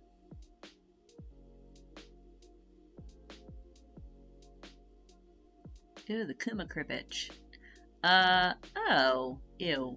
I think that. Yes. Okay, next. Because, I mean, Kite and I are almost done with our Koi Koi game. You know what? Yes. Play those suckers.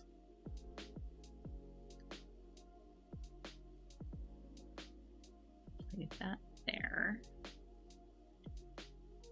Play those guys. And discard the 3.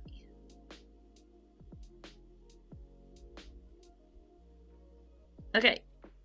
Cool. We are back to the table again. What do I need? I need OBS. I need... Well, actually, it is noon. Oh, right. Lean back behind the camera. Oh yeah, so we have a new baby. Still the incredible Carby eyes, now a slightly different coloration. Cool.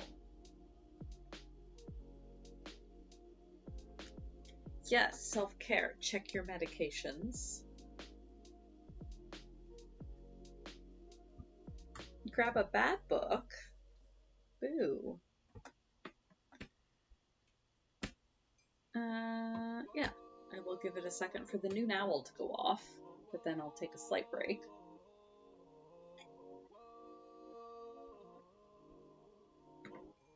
Go get myself another muffin.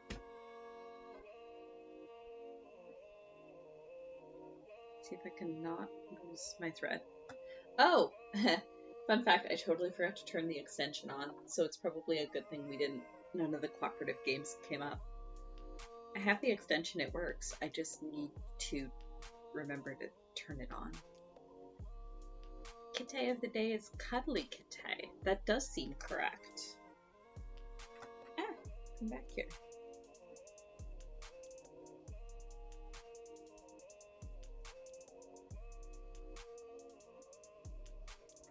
Ooh, while we are waiting. Ah! Right. Camera. Let's do a fun command. Hail the scions of the 8th dawn. Oh god. Swiss Swigsturmwin, Jehovah's Witnesses, Famicom Disk System, and Lost Memories. Eh.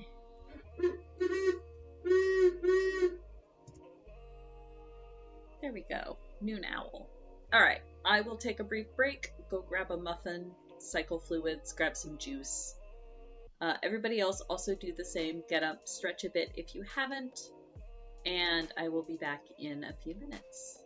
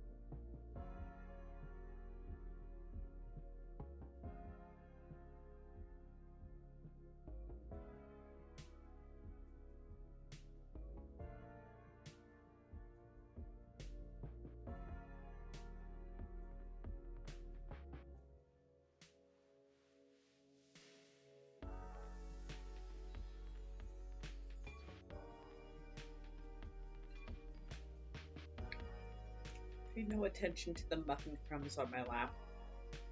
This is fine.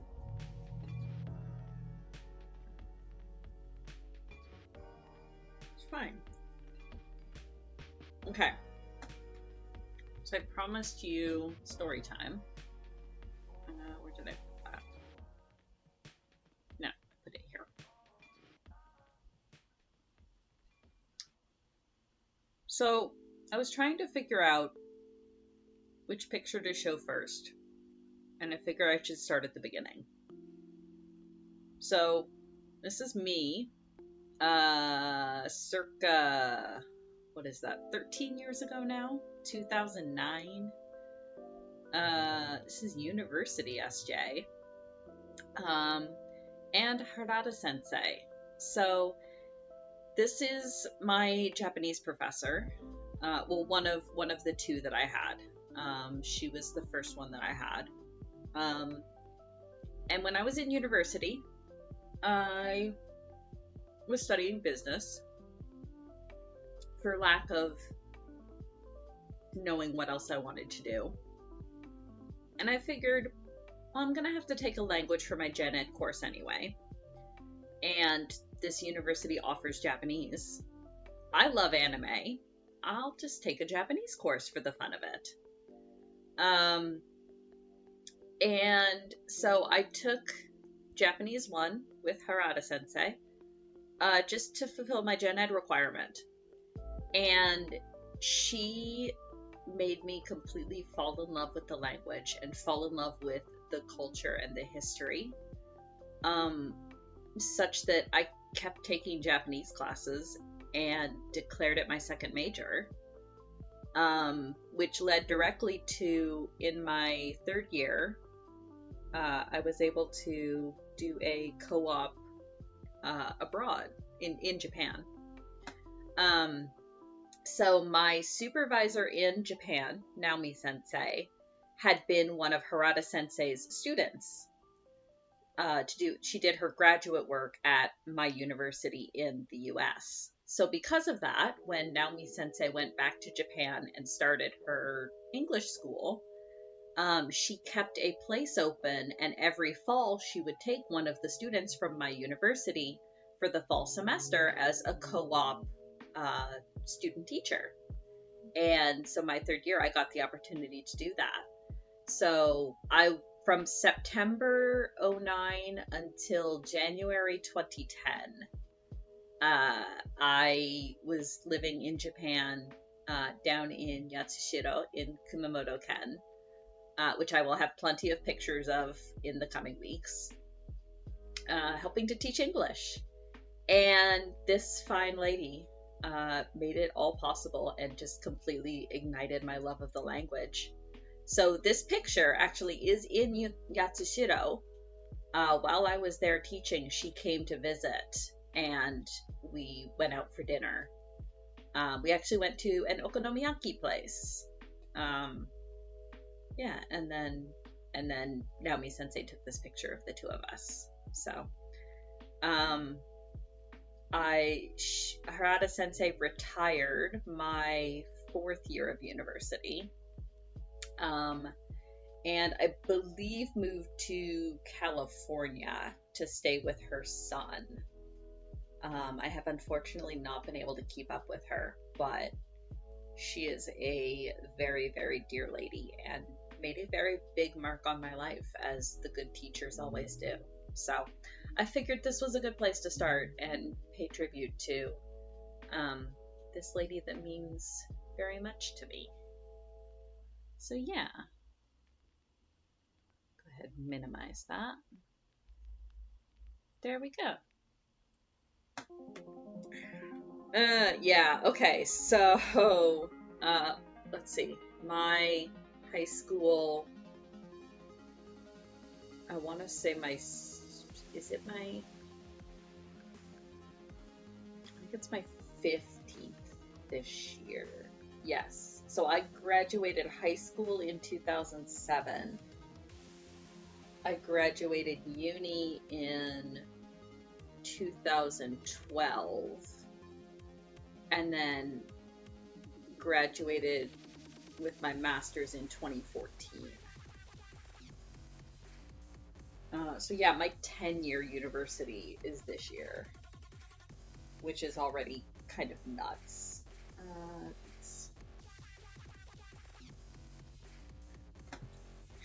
Yeah, 6th year is fine. It took me 5 years to get through uni.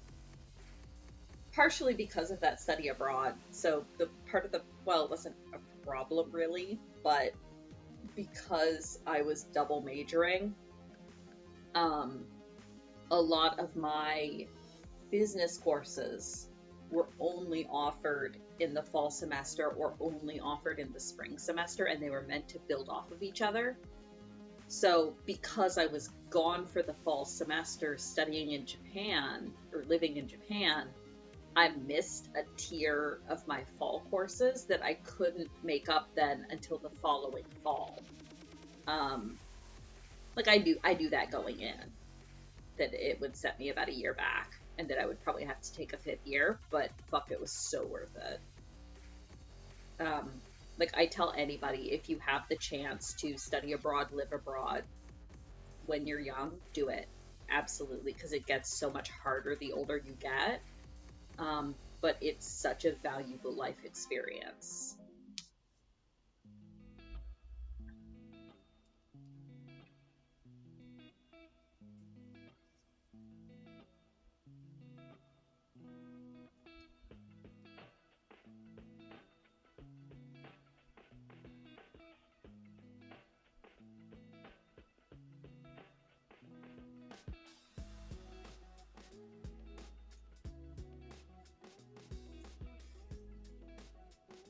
Yeah, that's a mood, Dobby. Good luck.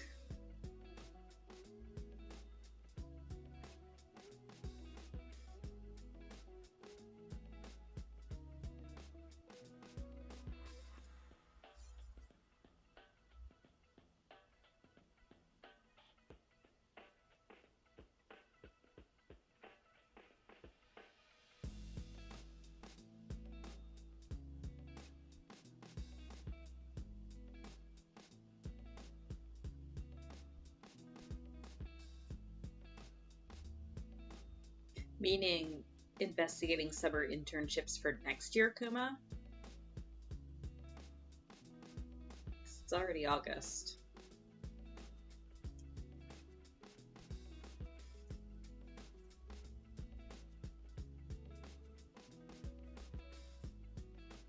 I'm gonna bet Kuma means for next year. Because, yeah, it's never too early to start just kind of putting feelers out of, hey, I'm willing to start something immediately in June next year as soon as school lets out.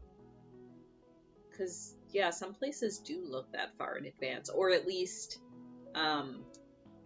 if you give them, if you let them know you're interested now, then when you go to actually put applications in next spring, they might remember, like, oh yeah, we talked to them last fall, kind of thing.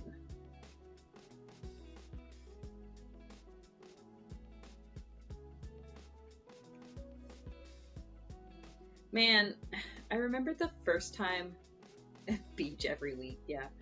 I remember the first time I actually felt kind of old, was when I was in university. I was tutoring kids to just like, pick up extra income and stuff. And at one point it occurred to me, because like I was in grade 7 in 2001 when the World Trade Centers happened. And so it's such like a big formative memory of my childhood and like my adolescence. So when I was in university, I realized that the kids I was tutoring were born in like 2002, 2003. So they had been born post 9/11, and that like fucked me up. It's just one of those like mind-blowing things you suddenly realize. Just something about the fact that they had been born after this event that I remembered so clearly was very weird.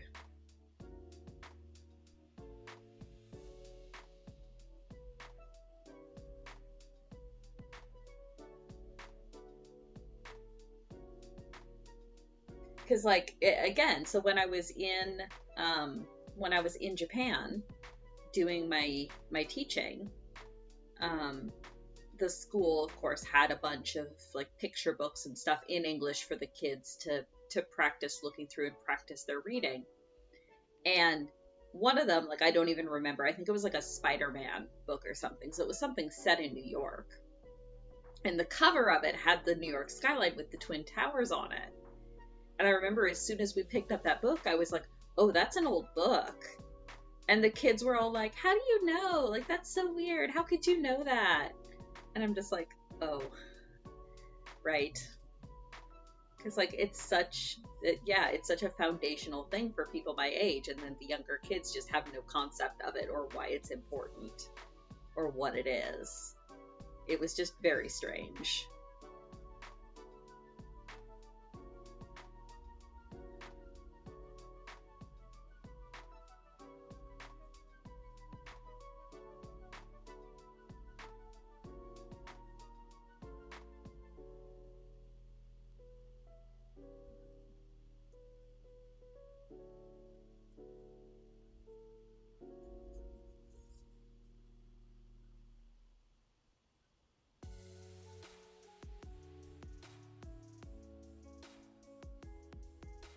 Can your brain deal with 3 simultaneous Res Arcana games? Is the question more of, should your brain deal with 3 simultaneous Res Arcana games?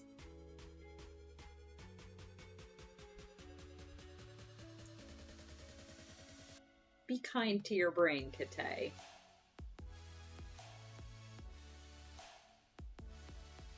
Oh god. Thanks, Randus.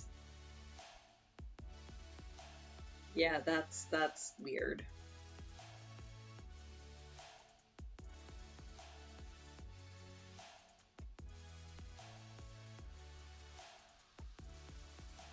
That's real weird.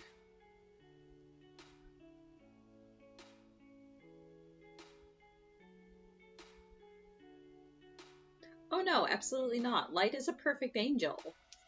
Light has no flaws whatsoever. What are you talking about?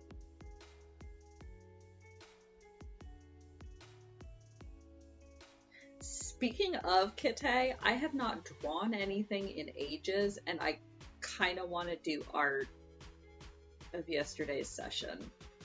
So that might be a thing I try to scribble later.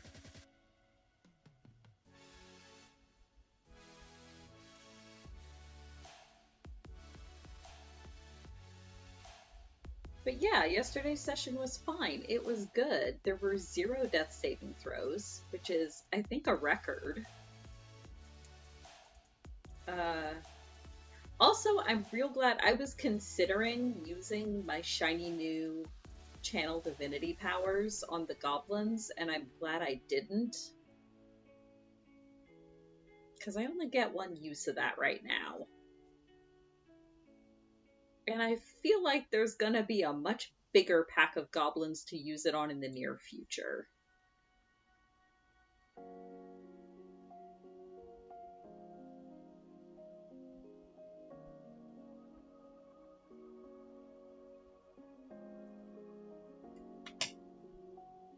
Newly acquired? Randus, I've been gay for a very long time. I don't think those issues are newly acquired.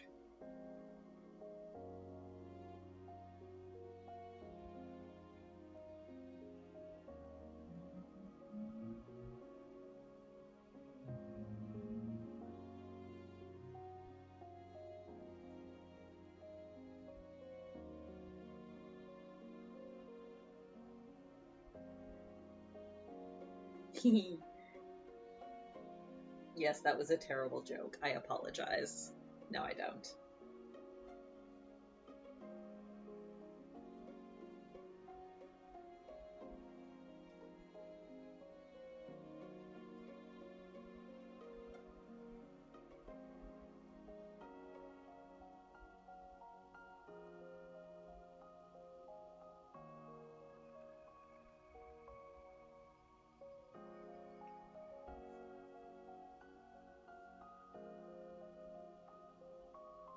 No, Randus, I thought we established last week that you're an engineer and therefore you can't spell.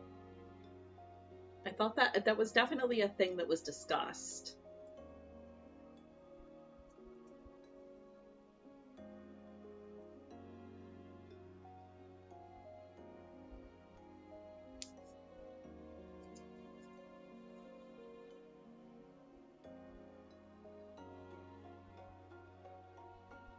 Okay, yeah.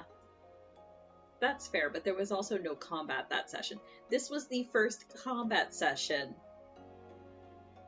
Well, okay, so I guess our first fight against the kobolds didn't go too badly either. Mostly thanks to Glint. And nobody had to roll death saving throws against the weird ballista thing. Probably chiefly because Bram was not involved in that combat. Cough, cough. Everything is fine. He'll be fine.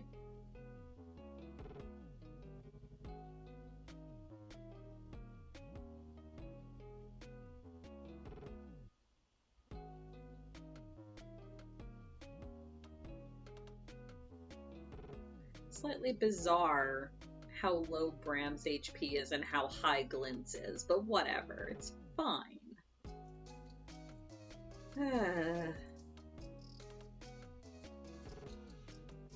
Give him a few more levels.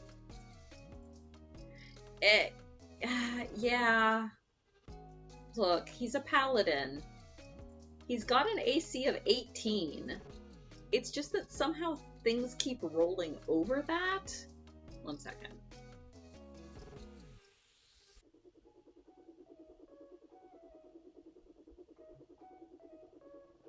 He's got an AC of 18, but his HP is not as high as it probably could be or should be. So if things do manage to hit him, although the one time he definitely did it to himself because he fumbled a dex roll and fell off a cliff. 26. He currently has a max of 26 HP. Which is still not as high as it should be. Dice have determined that the possibly, yeah. Yeah, he fumbled a dex roll and fell off a cliff and killed himself. Had to do a couple death saving throws there until the cleric managed to wade over and heal him. It was not his finest moment. Actually led to a cool character thing though, because after nearly dying 3 times in 2 days, he was starting to question himself and basically spent a night in prayer, basically asking his god, like, is this really the path for me? Like, give me some sort of a sign that I am doing the right thing. I want to help people, but I can't help anyone if I'm dead. And his god answered. And the answer led to Bram taking his oath. And yeah, it led to a cool character thing, but he's still a bit squishy. So, we'll see.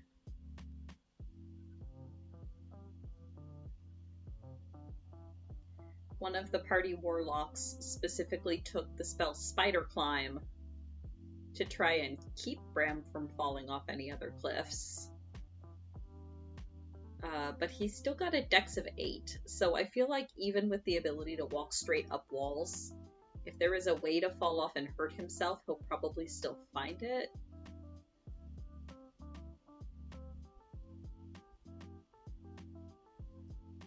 Okay, so I want to do this together.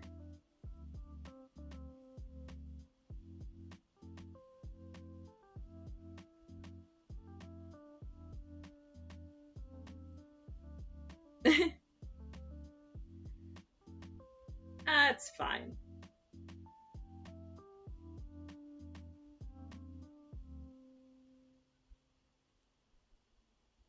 Ah, yes. Yeah, and Randus keeps rightfully pointing out that just because Bram now has the ability to walk up walls, that does not mean that the wall is strong enough to suddenly support the weight of a centaur. So that'll be fun too. A centaur in full armor.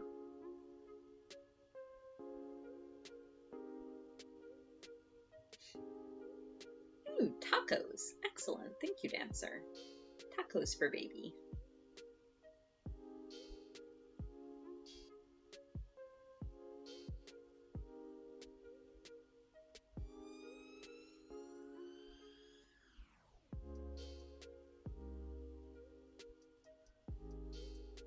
Yeah, do your homework, Randus.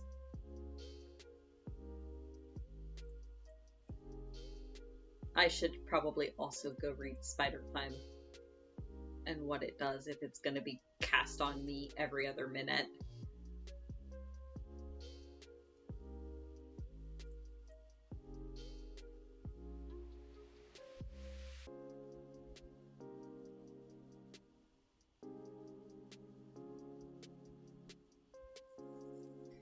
The other problem is that because he spent all night up in prayer and then only managed a couple hours of sleep, Bram is not at full HP. He does have a level in exhaustion, and they're walking into a nest of goblins, so that'll be real fun. I feel like my new channel divinity powers are going to end up very useful, though. So that'll be exciting.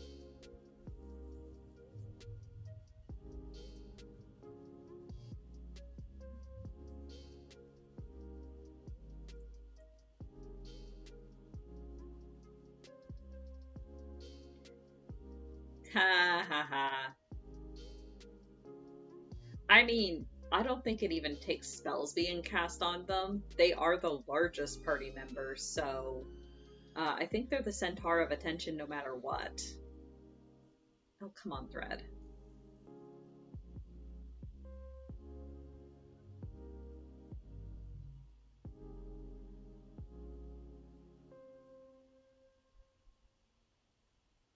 Is the... Oh no. Oh dear, Kite. Well, it's fine. Light's already had one panic attack today. It's fine.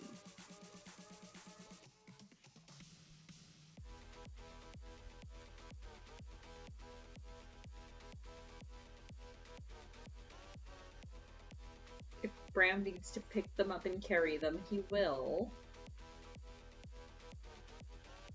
It's fine.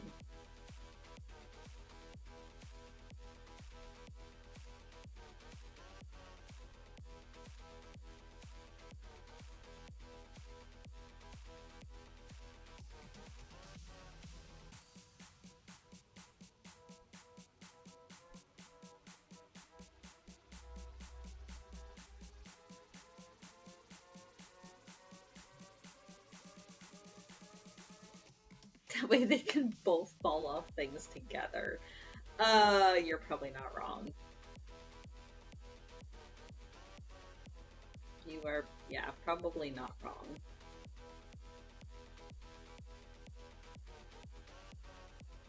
It'll be fine. Limiter has followed me. Thank you. I very much appreciate that. I want the dark green here.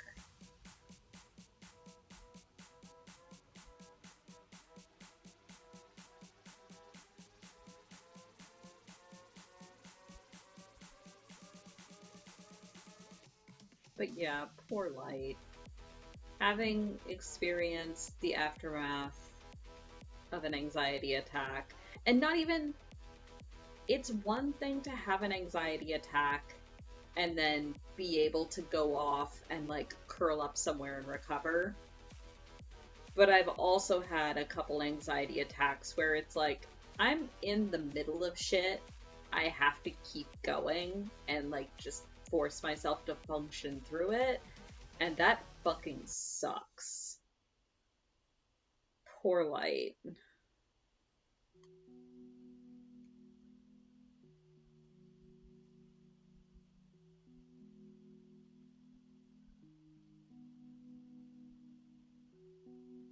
The most memorable time is while I was in Japan.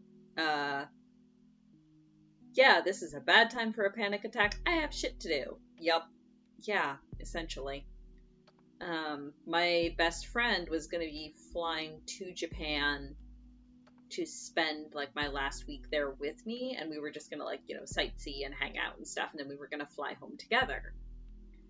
And so I took a train about an hour away from where I was living to go meet her at the airport.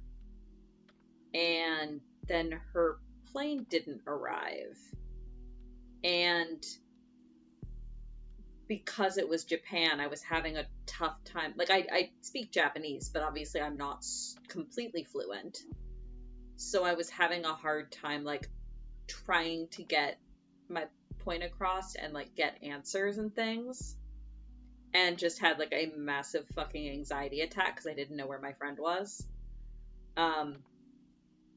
Turned out, luckily, they were the airline staff were lovely, and they were able to find me a gate agent that spoke pretty good English. My friend was fine. She had been delayed overnight in Tokyo due to mechanical issues with the plane, and would be coming in the next day, and everything turned out fine. But yeah, totally had an anxiety attack in the middle of the airport. Couldn't do anything about it because I still needed to get answers and figure out what the fuck I was going to do for the night.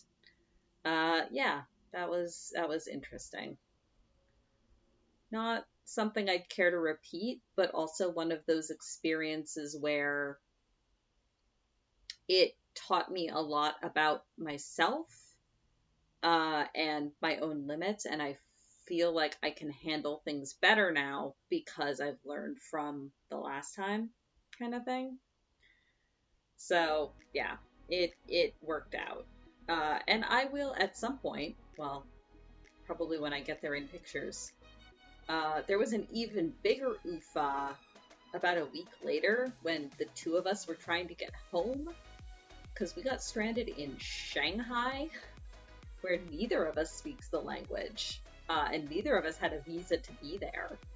We were just supposed to be flying through, and then got stuck there overnight. That was, that's an hour-long story, so I will tell that at some point in the future.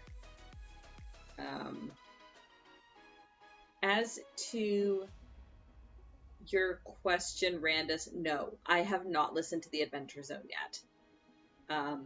She has been attempting to get me to, and I have not had time, so no, I am not familiar with the content. I think it's just Kara you have to worry about for that.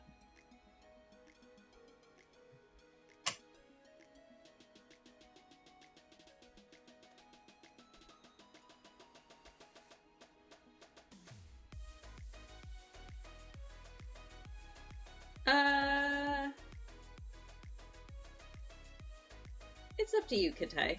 I'm gonna be going for another hour and a half. Oh yeah, Merlin, so Randus is mixing another module in to the campaign that he's running for us, and it turns out it's one of the modules they covered in the Adventure Zone. So Kara was like, oh, I know that character. So yeah, Randus is just trying to figure out how much he has to tweak things so that Kara doesn't have to worry so much about meta knowledge.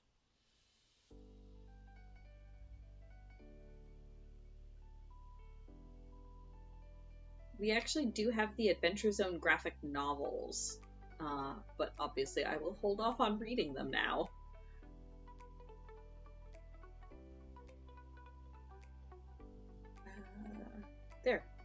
There's my needle. I'm awake, I swear.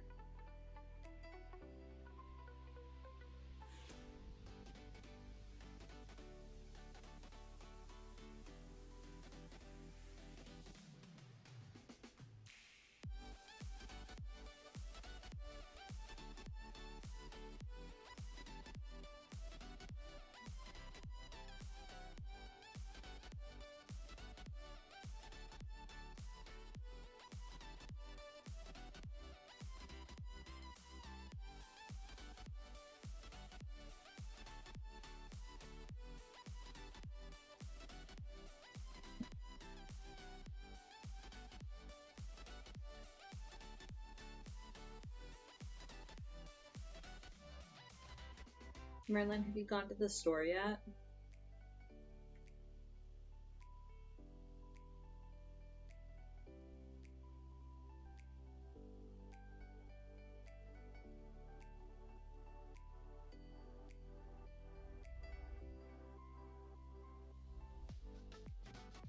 Okay.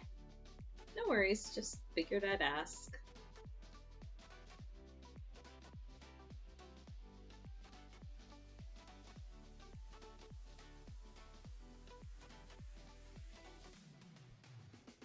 Ah, yeah, that's fair.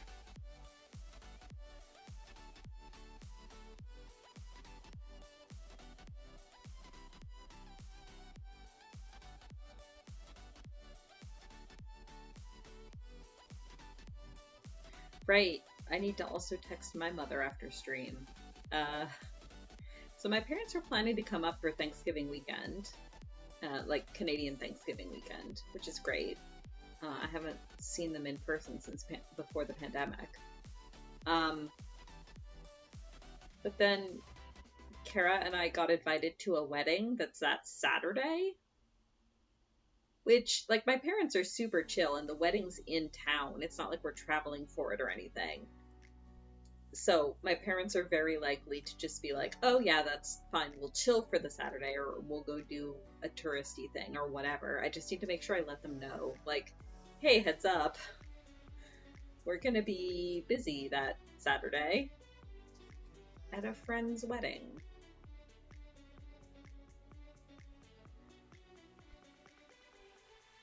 Yeah, no, it's not bad.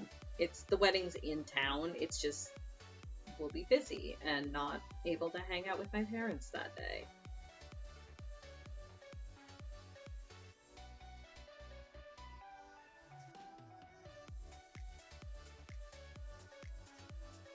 But I'm also, like, I need to check and see. I'm not sure if they're still planning to come up. Because my dad has had a couple minor, minor, he's fine, but he's had a couple of health things happen in the last couple weeks, so I'm not sure if he's feeling up to the trip still, or thinks he will be by October. I just need to check in general.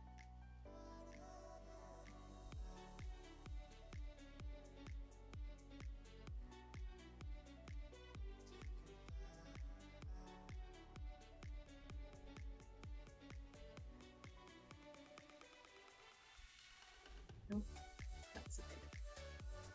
There we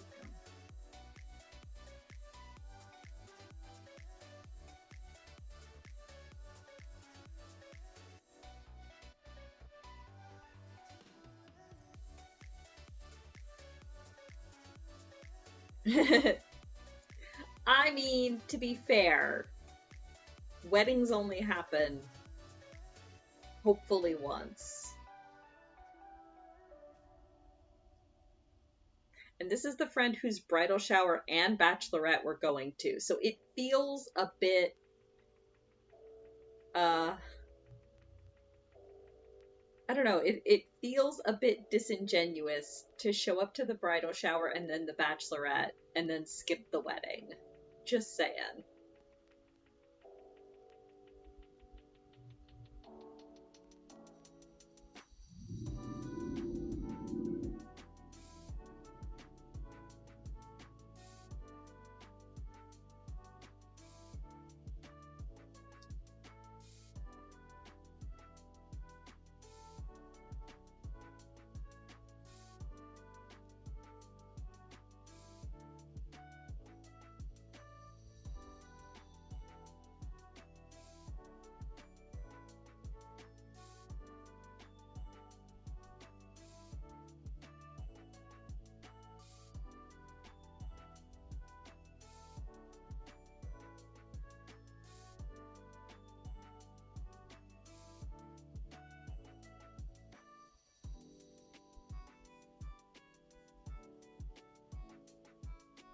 Ooh, online wedding. Hopefully they'll be able to have, like, I don't know, a party or something. Now that things are calmed down a bit. I think the last wedding I attended,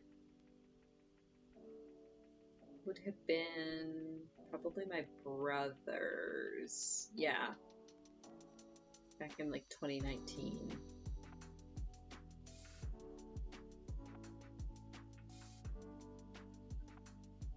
I almost said my own, but then I was like, wait, nope, my brother got married after me. So, yeah, my brothers.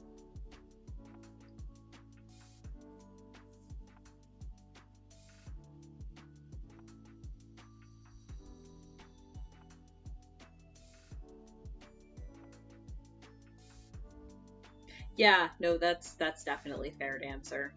That's the entire reason that Kara and I got married at City Hall. Because we looked at each other one day and we were because we were like kind of halfway trying to plan a wedding, but we knew we didn't really have the money for like a big traditional ceremony. So we were like in that stage of planning where we were like throwing around ideas where we were like, it'd be cool if we had a ceremony here, but we hadn't actually started like booking or solidly planning anything yet. And we kind of looked at each other and we were like, why are we not just getting married at City Hall? So we got married at City Hall. And then we got married at City Hall and then walked across the park to a nice restaurant and had a really nice dinner with our families. And then the following weekend, we had what was essentially a reception that was a big party dinner for about 25 of our friends. And we were calling that our reception. And then that was it. And that was perfect for us.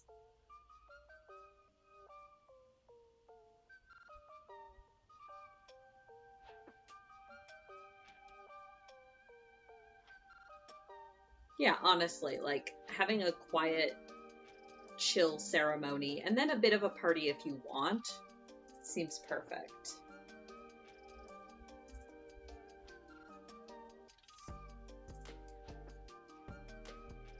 Yeah, if you want is the thing. It sucks that maybe people were forced into that because of the pandemic if they wanted a big traditional wedding. But honestly, for me and Kara, choosing to do like a small quiet ceremony was perfect.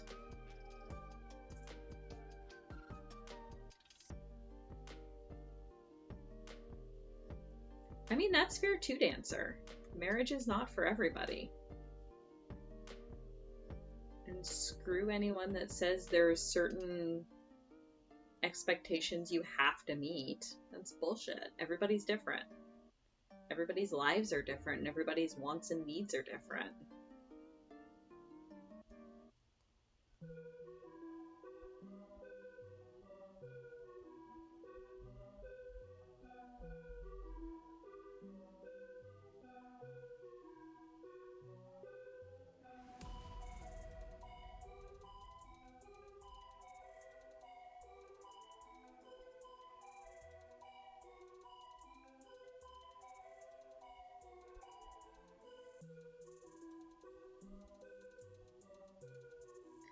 That sounds like the premise.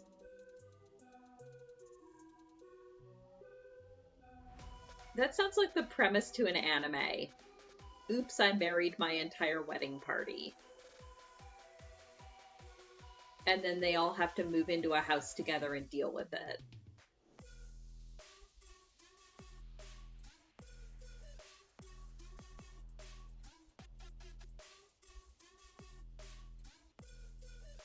Starring Kite.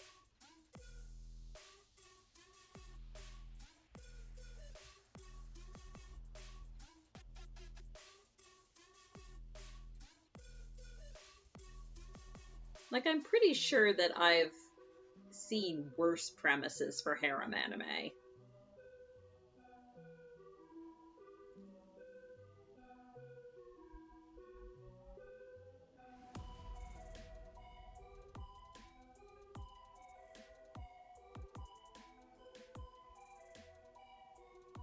Kite is a cat dragon hoarding friends. Oh my god, you might be right. I think you've cracked the code.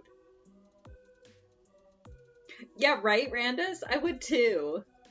I'd be like, okay, let's see how this plays out. Is this going to be gross or is this going to be funny? Oh, a hypothetical anime titled Oops, I Married My Entire Wedding Party. And then they all have to move into a house together and just make it work.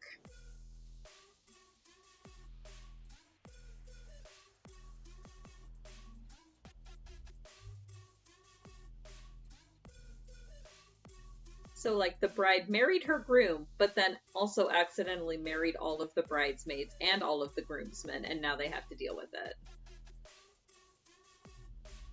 Yeah, I'd totally watch it just to see how it goes. Because I feel like that's one of those anime where it would either be really funny or it would just be absolutely horrible. And there would be no, it's okay. It would either be terrible or amazing. And I would watch it just to see which one it was.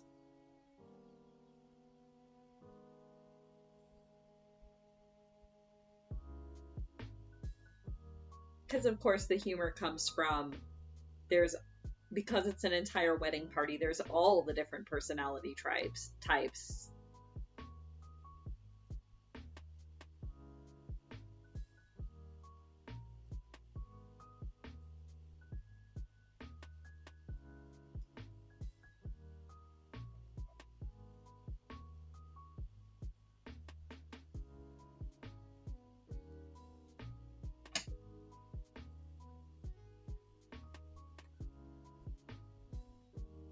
Oh yeah, it would definitely be a comedy, but the question is it like a gross comedy? Like what kind of humor is it?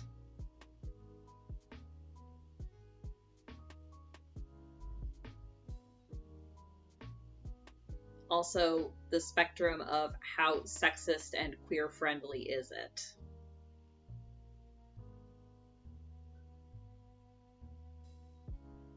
Because, like, I know what it would be like if I created this anime, but not if it was just, one I happened to come across.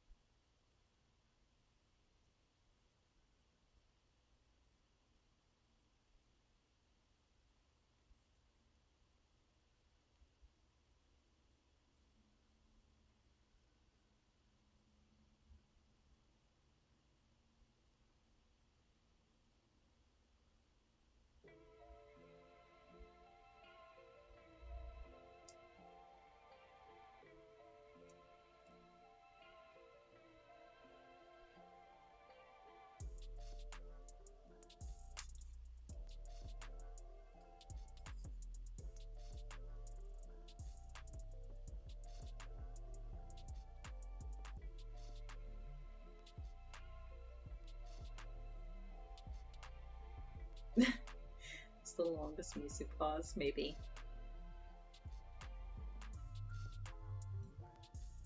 Or else there were like a few really quiet notes at the end of the previous song that just didn't quite get picked up by my audio because I've got a little bit of a decibel gate on the audio.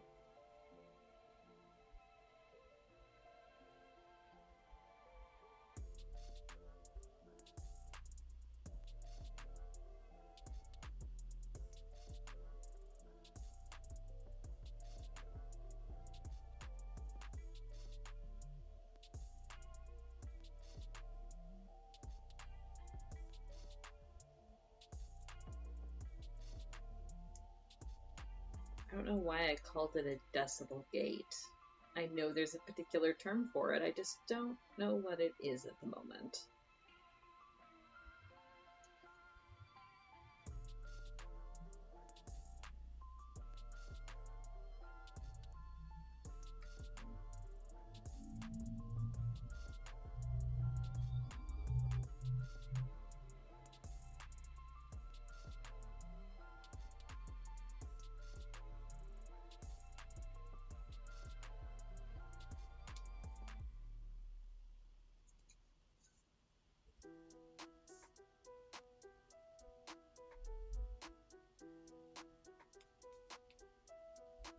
Just gate. Noise gate. That's it. Like, I knew I had heard it called something gate and couldn't think of what the first word would be. Yes, noise gate. Thank you, Kate.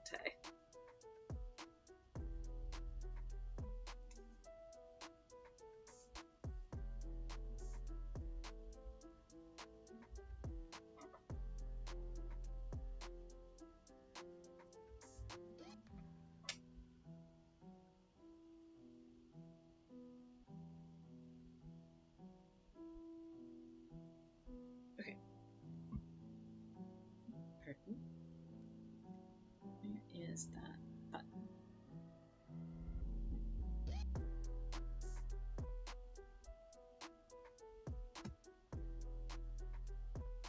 I'm calling this on myself.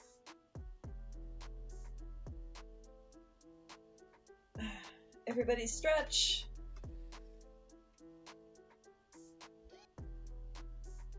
I haven't in a bit.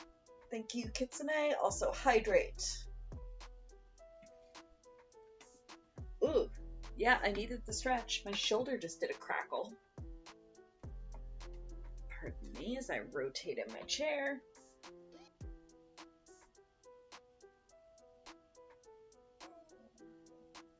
Yeah, big stretch. Okay, good. And can I reach my water cup? I can.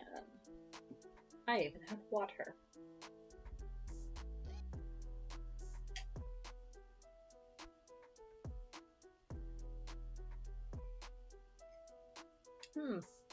Speaking of water, did your egg crates ever finally melt, Kate? Or are they still swimming around in there?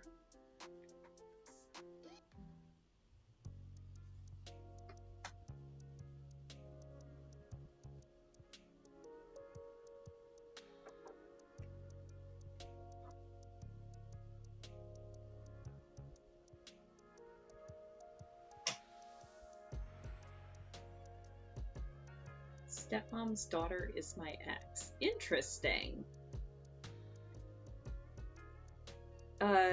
What platform might I be able to find that on? Question mark.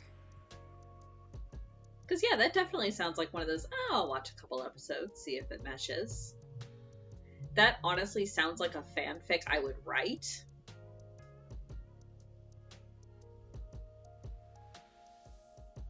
Crunchy. Oh, okay. Yeah, I'll have to look that one up. Because, yeah, that definitely sounds like the premise of a fanfic I would write. For sure. It's exactly the kind of domestic weird, like, slice of life shit that I love.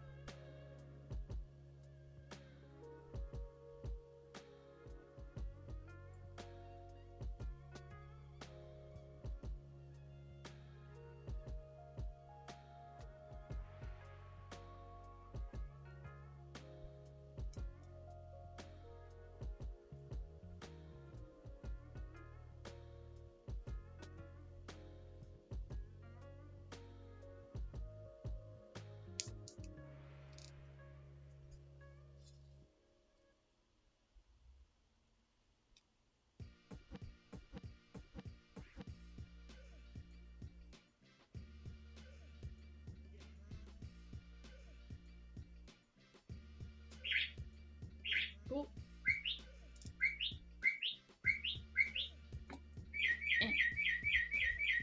Stretch. There has been a bird.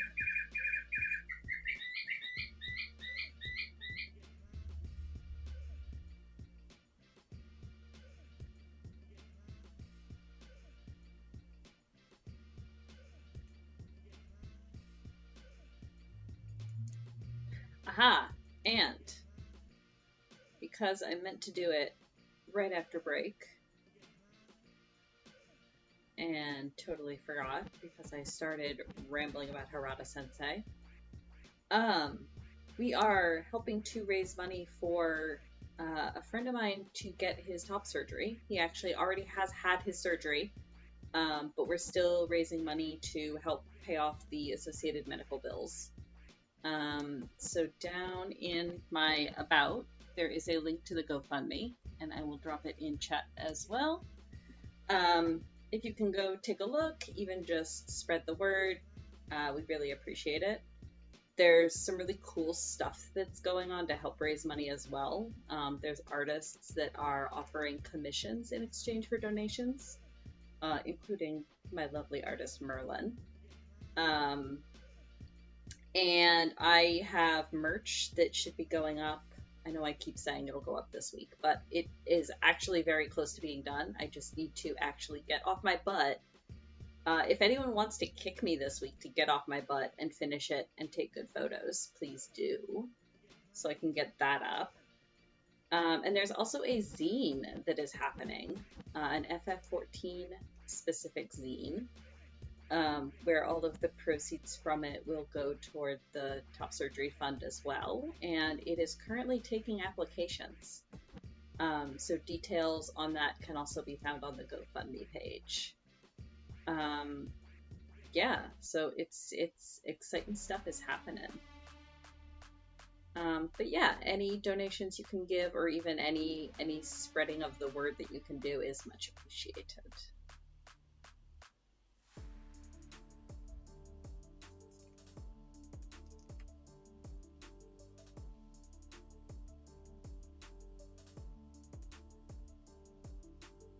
See, I just love slice of life Randus.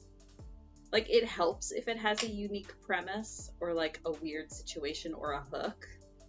And it's also, yeah, so it's a little bit different if it's just like a slice of life anime.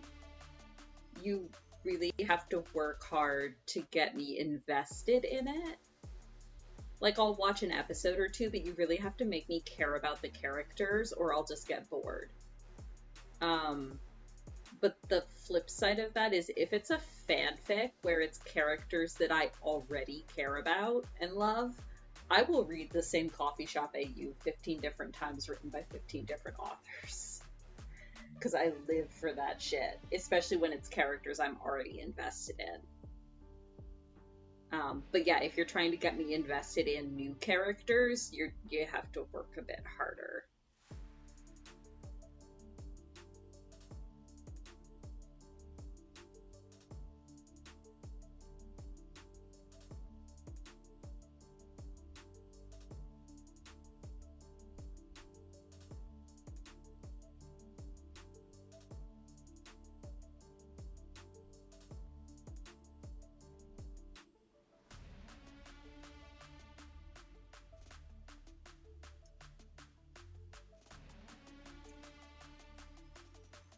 Speaking of, I need to work more on my weird domestic comedy AU thing that I started for FF14. Because I quite like what I've got so far. I need to actually try to find the time to work on it more.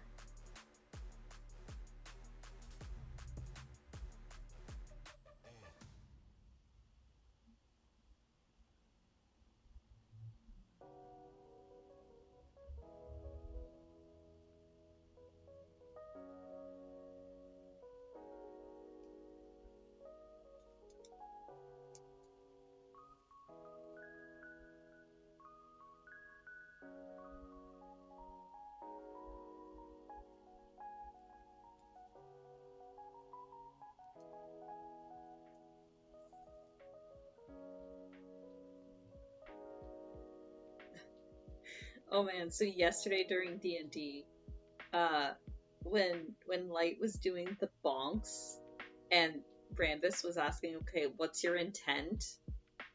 All I could think, because like I knew that Kite was planning to do like what they keep calling healing bonks. And so I thought, because I was only like, I was paying attention, but I was also crocheting and stuff. So I thought that Randus was asking, like, okay, you're bonking it. Are you gonna hurt it or heal it? And I'm just like, is Light now a Delibird? Like, has this become a thing where the same bonk can either hurt or heal depending on what Kitte's intent is? And I thought that was hilarious. I was giggling to myself about it. And didn't have a chance to mention it because then Light proceeded to immediately have a panic attack. But I thought it was kind of amusing.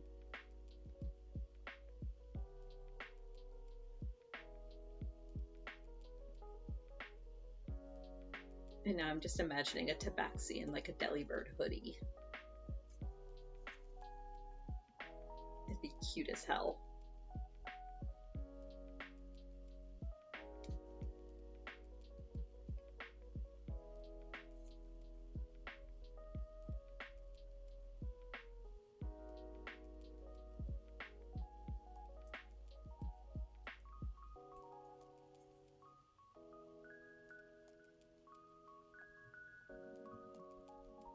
Amazing. Just punch the HP back into people.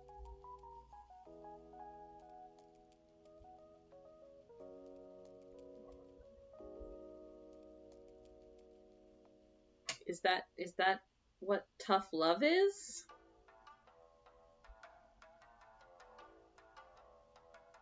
Or is it like more like friendly bro backslaps that cheer you up so much you just spontaneously regain HP?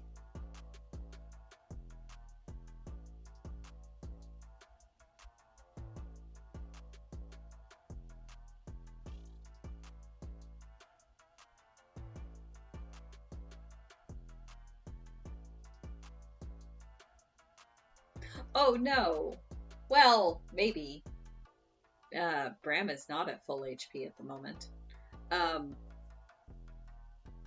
No, I was just wondering aloud if Light is now a Delibird, where the same bonk can either hurt or heal.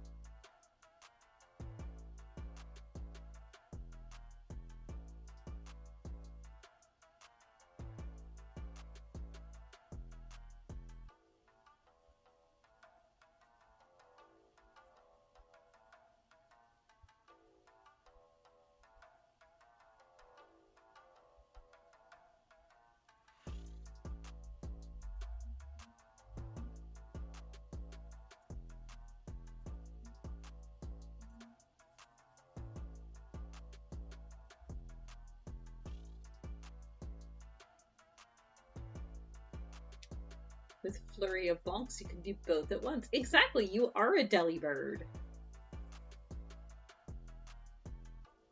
Get Light a cute little Delibird hoodie.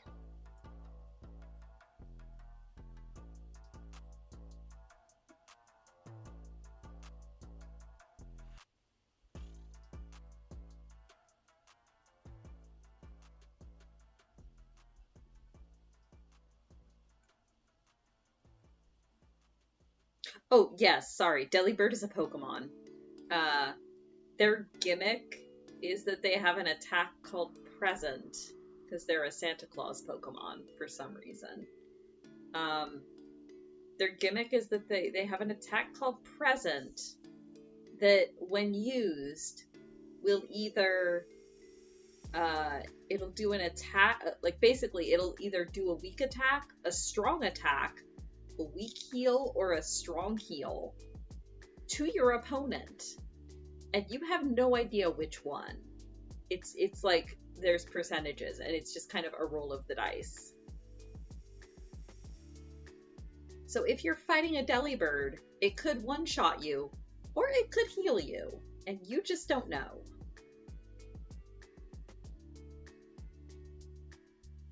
Oh, I read that as half of what was missing, not half of the total.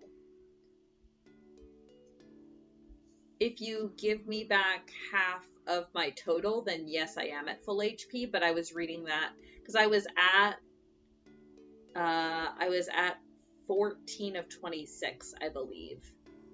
So I read that as getting back. No, I was at 13 of 26. So I read that as getting back 6 instead of getting back 13. If I get back 13, then yeah, I'm at full health. Okay, cool. I will go in and adjust that then. Excellent.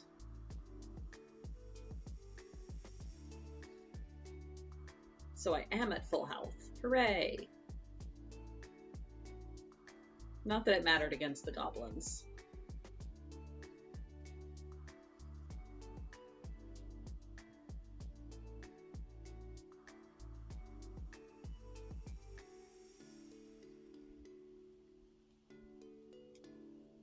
Yeah, going forward, it definitely may matter. I'm glad that that got cleared up. Yeah, no, I had read that as getting back half of what was missing. Okay, cool.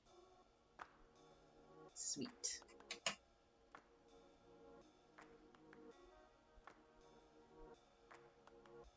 No, never. He's got AC of 18. Nothing can hit him. It's fine.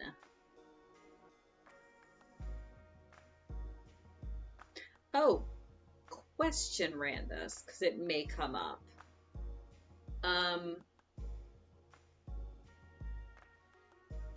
Where does low HP and very low HP start? That's kind of personal preference. I would say low HP is anything below like a third, whereas very low HP would be, to me, something that like, oh shit, I'm in danger of one attack could take me out kind of thing.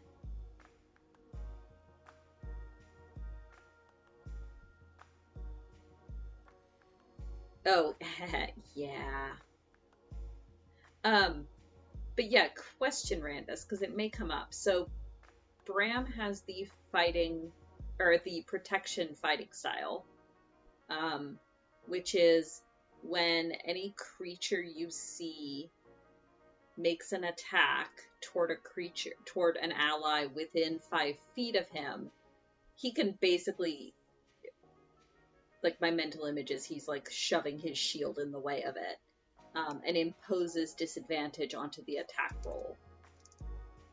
Does that also work with projectiles? So say he's, because I was thinking about it yesterday, because he was standing within 5 feet of, it didn't end up being an issue because they all rolled super low. But like Bram was standing within 5 feet of Landon when the goblins started shooting crossbow bolts. So would Bram be able to use protection to impose disadvantage on those attack rolls, or does it only work for melee? The actual text doesn't say, so I feel like that's a DM ruling.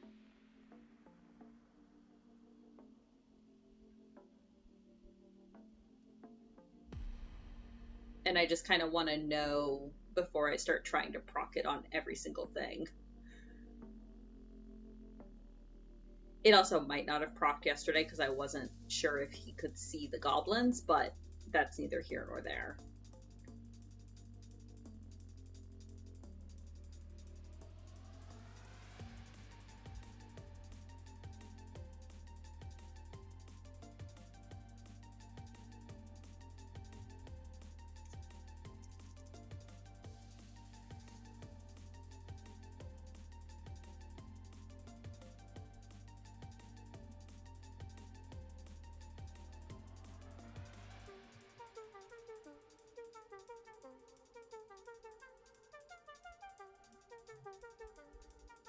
Okay, yeah, low can be one shot if the DM rolls well, and very low is that an average attack will just take them out. Yeah, that makes sense.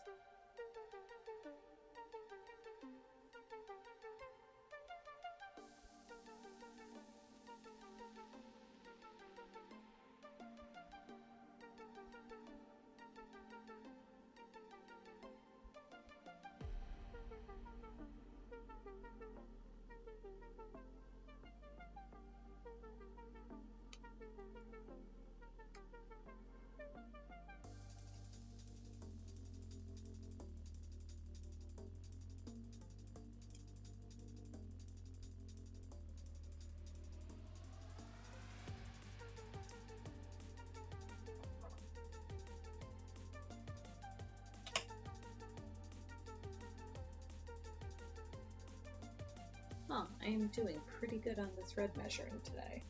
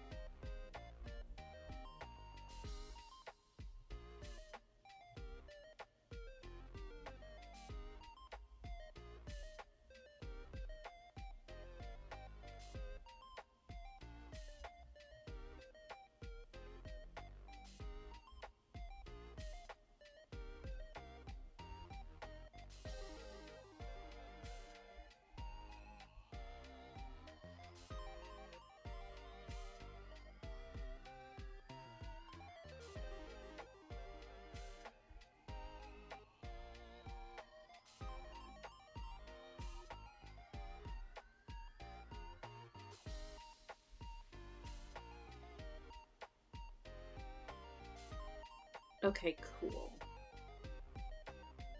And only once per round refreshes at the start of my turn. Okay, cool. Excellent. Good to know. Thank you.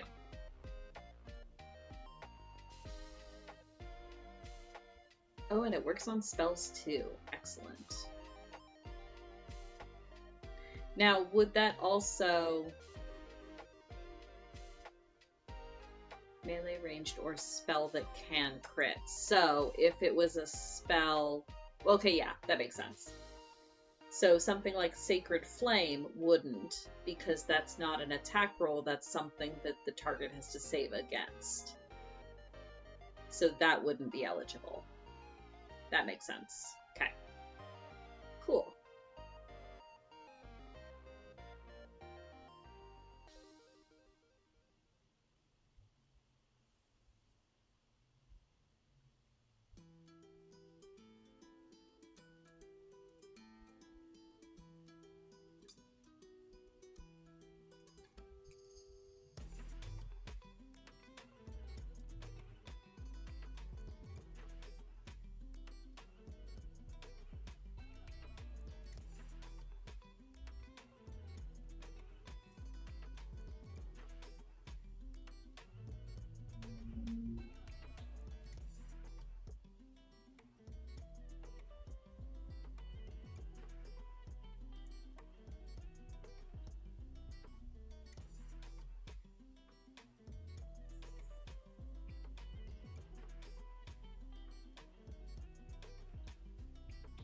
Yeah. Okay, yeah. That's exactly what I was picturing too. So that makes sense.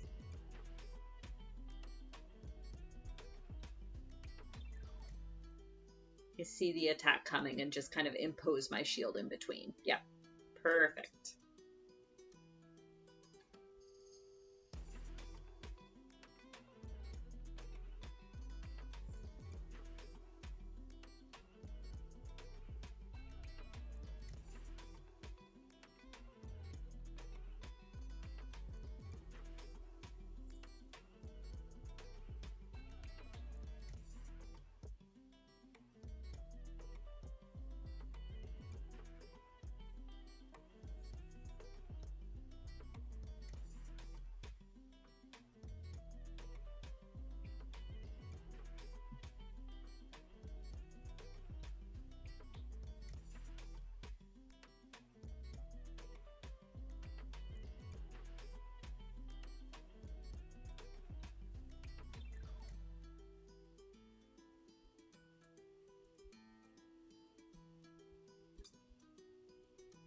Oh man, so we just hit level 3 in my other campaign too. So my bard has just taken College of Creation, and that's gonna be fun as hell. I'm so excited. The main advantage that she gains at level 3 is that her bardic inspiration now does extra things. And has like extra effects to it. So she's just gonna be, so this is Cherry, who's my other centaur, and the one who is, for flavor reasons, essentially, technically Bram's niece. She's a good girl. She is a dumb horse girl. But because of that, she's not really your typical seductive bard, and she's not the sort that would want to, like, go the route of mind control with, like, you know, charm person and those sort of spells either. So I've determined that she's gonna be the sort of bard that just spends all her time buffing the party. So she's gonna be giving bardic inspiration out like candy, and I'm excited. Yeah, it's real good. And with College of Creation, depending on whether the bardic inspiration gets used on a attack roll, a save, or a skill check, it'll do different things. Yeah, it's excited. It's exciting. It's going to be really fun.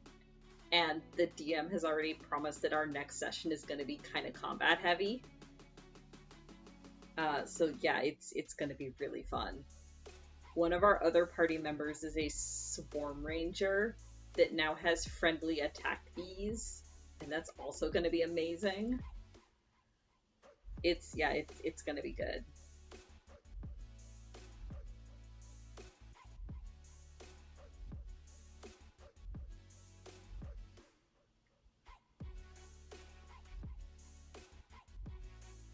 Yeah, all of her spells, like, I don't think I even gave her any damaging spells, because a lot of the bard damaging spells have a lot of potential for friendly fire, and Cherry wouldn't want to hurt her friends, so she's just got like a bunch of spells. Like, she's got a bunch of the utility spells, but then she's also got ones that, like,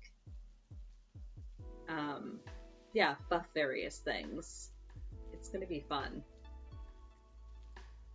Oh no, we love the bees. The bees are good. We like the bees. This is the one. This is the one where Kara is playing a gnomish paladin, who has sworn the oath of song, which essentially means that. So her backstory for that is that she grew up in a gnomish settlement, and when she was young, her father took her on a trip to, like, the nearest human city, and Kara's character realized that humans are boring and, like, stuffy as hell, and they need to have more fun. So her entire reason for traveling and helping people is she wants to make people have more fun. It's great. I love her.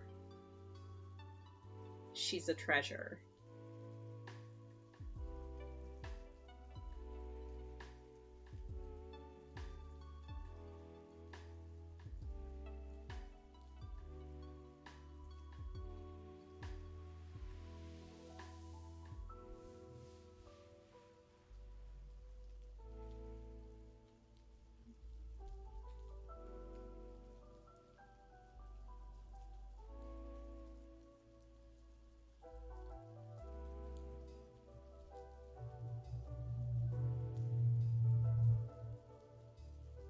Don't know that Cherry has any combat spells at all. Let me check real fast. I don't think so.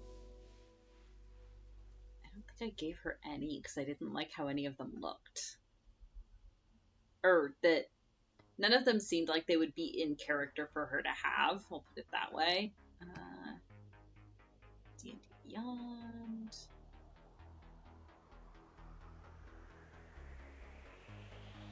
But yeah, it actually works out really, really well flavor-wise. Because the idea beyond College of Creation is that she studies the Song of Creation, which is tied to Bahamut and Tiamat and the dragons in general. And it works out well because her entire inspiration for traveling is her Uncle Bram's stories, and Bram being a paladin of Bahamut. It makes perfect sense. I'm just quite pleased with how well those pieces fell into place as far as, like, my own personal meta lore goes. Nope, that's the one I want. Yeah.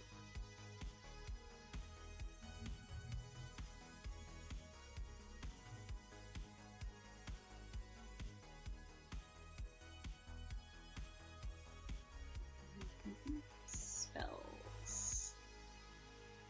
So at level 3... yeah, nope. She has Mage Hand and Mending as her cantrips.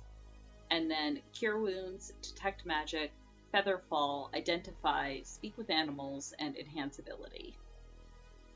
So yep, not a single damage spell to be found. No, they technically exist in different universes. The campaign that we're playing with Jade is set in an entirely custom setting that Jade created. This is just like my own personal meta lore. That there's a version of Cherry and a version of Bram in each of the worlds. So like the Bram in our campaign does have a niece Cherry, but it might not necessarily be the exact same Cherry that I'm playing in the other campaign. And the Cherry that I'm playing in that campaign does have an Uncle Bram who's a paladin of Bahamut, but it might not necessarily be the exact same Bram, if that makes sense. Don't worry about it too much. Like I said, it's the connection is just there for my own personal amusement, more, and for like backstory reasons, more than for any actual effect it'll have on the characters in campaign.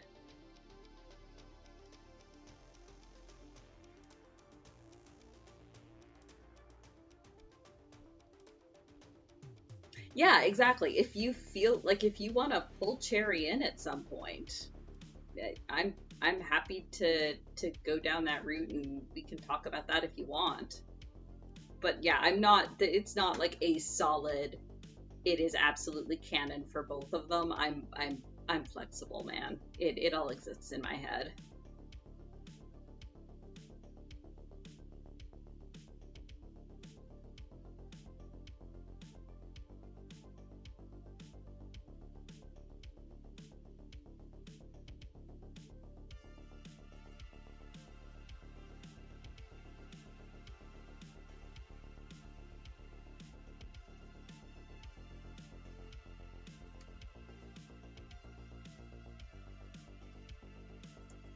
This is how a multiverse of D&D campaigns comes into being. I mean, maybe. Planar travel is a thing.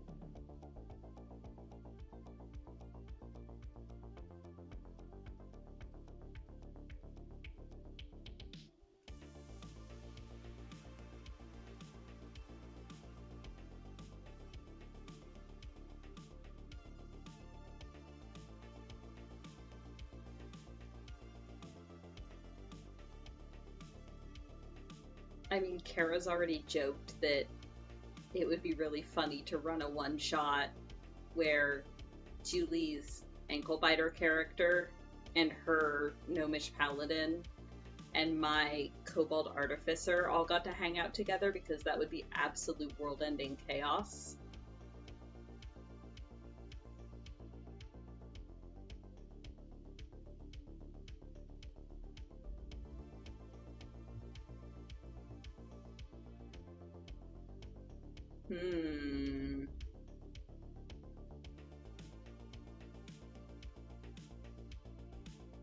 Suspicious squinting Randus.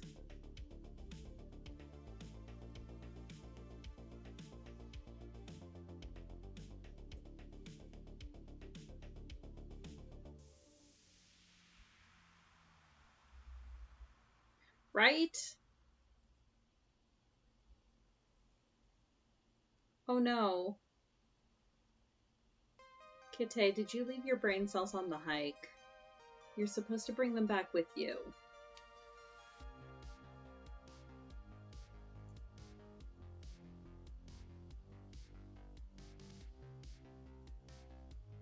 Yeah, I can give you a more detailed write-up on Bram's history, such as it is.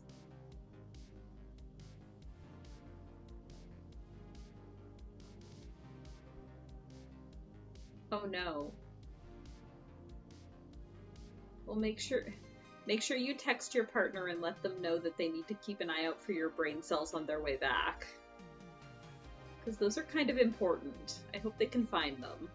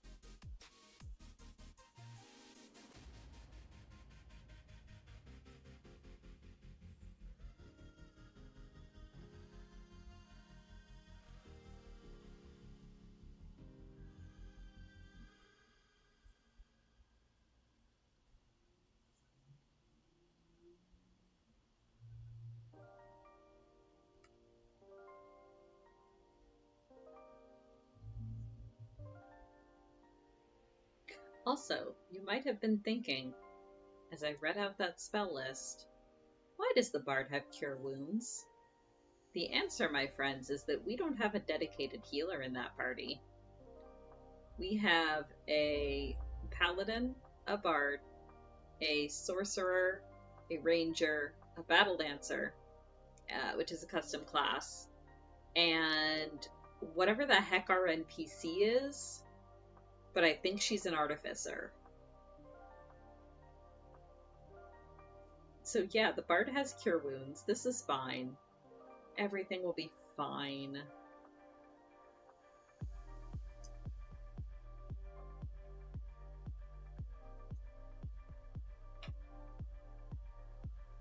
Cure wounds from a bard and lay on hands from a paladin is totally enough to keep a whole party up, right? Right, totally.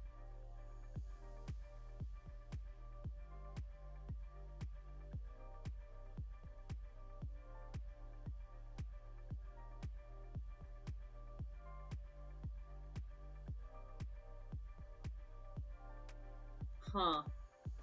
You're telling me you had a green DPS in D&D. That's fantastic.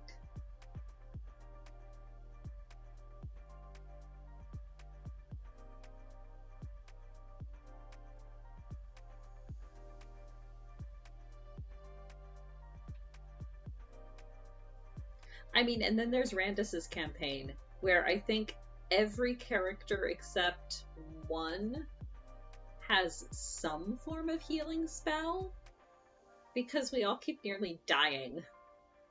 Yeah, exactly. I think all of us except... Well, no, I don't think Glint actually has any healing. She was just considering it. Do we need an actual healer? No, I think we're fine. I mean, we'll see how the combat goes next session.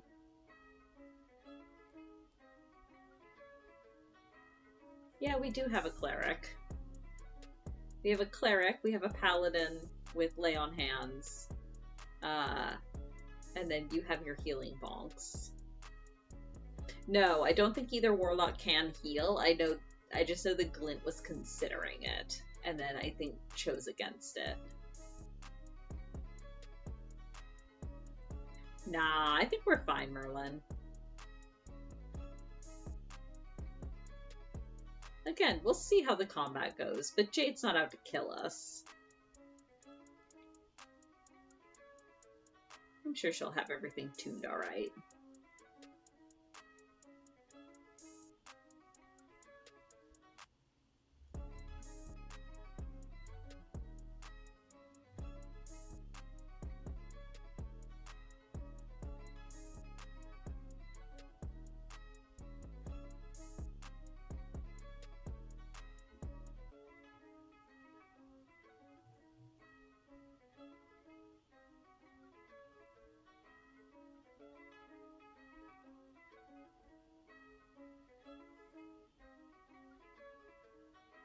At least the healer didn't go CQC. I feel like that's a coding joke that has just flown directly over my headphones.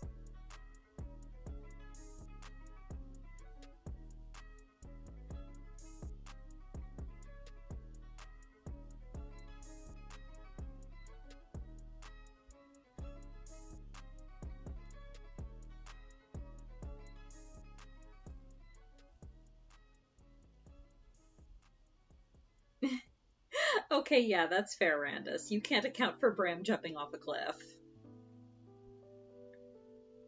Ah, close quarters combat. Makes sense. I just didn't immediately recognize that as an acronym.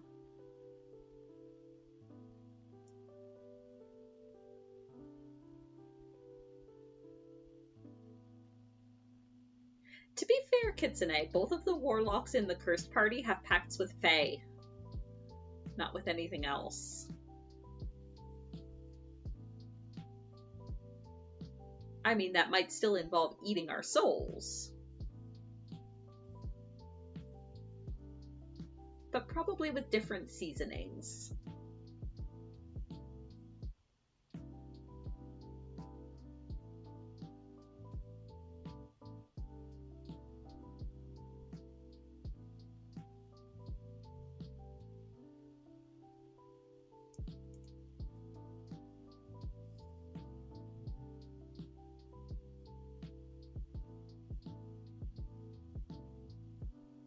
Yeah, exactly. Feo'ua would like a word. That word is friend. The other word might be forever.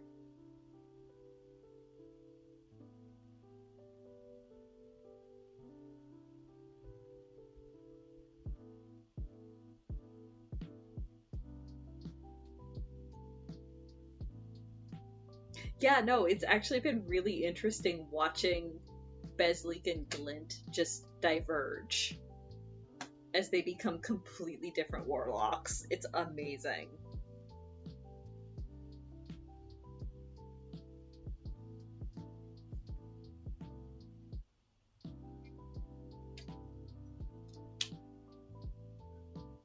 Ooh. Neat.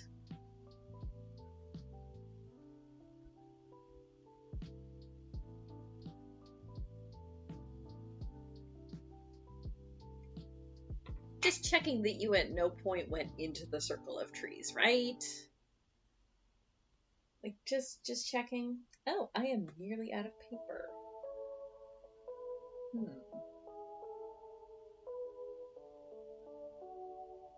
How do I want to do this?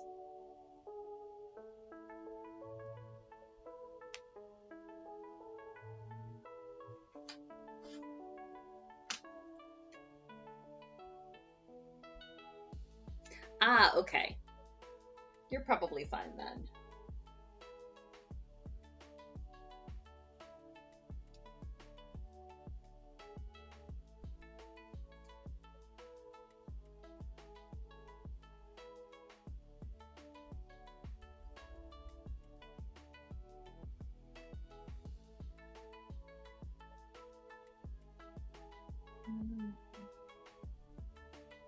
Probably easier. I did that. Where did my ruler go? 1 second. Ugh. Stretch. There it is. Come here.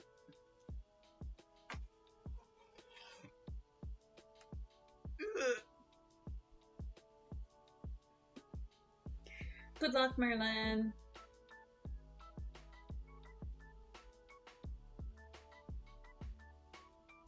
Okay.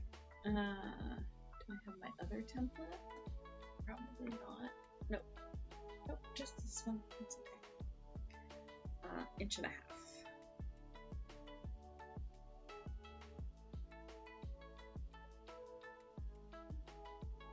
Oh god, this is not clear enough for me to be able to tell.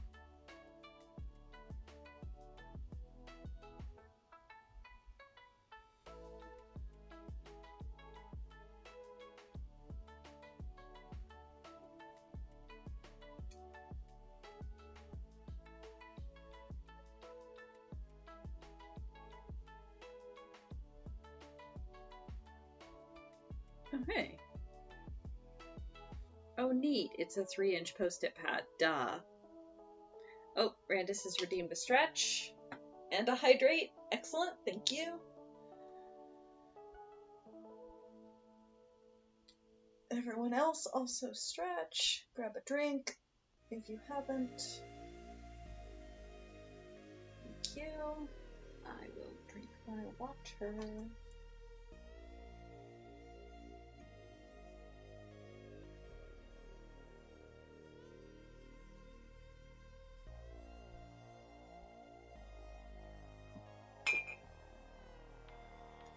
Okay. Yeah, duh, it's a 3-inch post-it pad. Okay, now I just need the angle. Which is there. And there.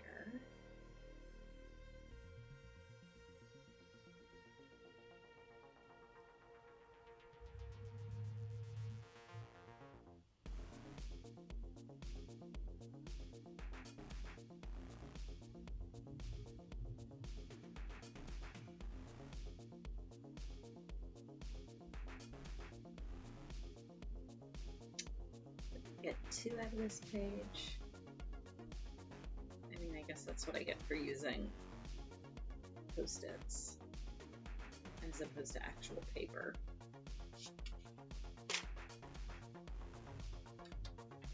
That's fine. I have another 4 over here, which is enough for another star, which is enough to take us to end of stream, since it's already almost 2.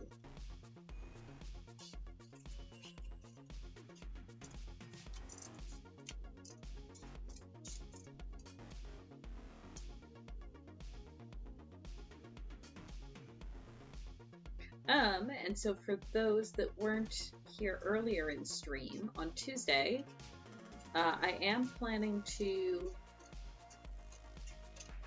Is that too big? That doesn't look right. That definitely doesn't look right. Oh, it's not 1.5 inches, it's 1.25 inches. Duh. That is definitely not right.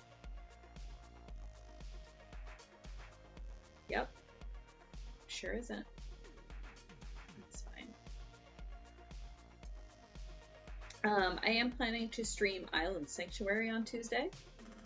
I will probably be streaming it, well, no, not even probably. I will be streaming it from Kara's channel over at Smultiglybug, because it's already signed in on the PS4, and that just makes things much easier, instead of having to try to juggle accounts for one session. So yeah, Tuesday at 6 p.m. Eastern. So that would be, what, 3 p.m. Moonbase time? I will be doing some Island Sanctuary things. So there will not be story spoilers for 6.2, I don't think. I don't think we're required to do any amount of the story of 6.2 before jumping into Island Sanctuary. If that is the case, there will not be any story spoilers, because I'm not planning to do any story.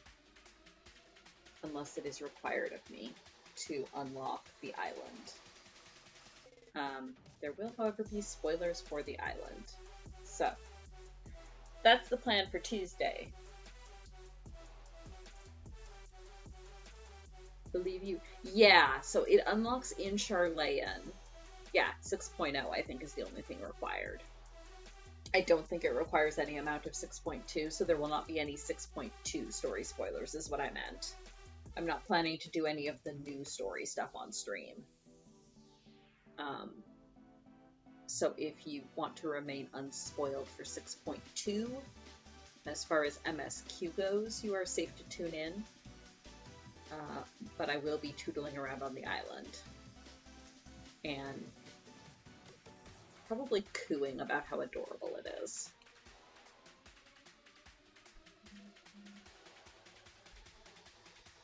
And making myriad comparisons to various other sim games I have played. Including, but not limited to, Harvest Moon, Stardew Valley, Animal Crossing, Pokemon games, and such.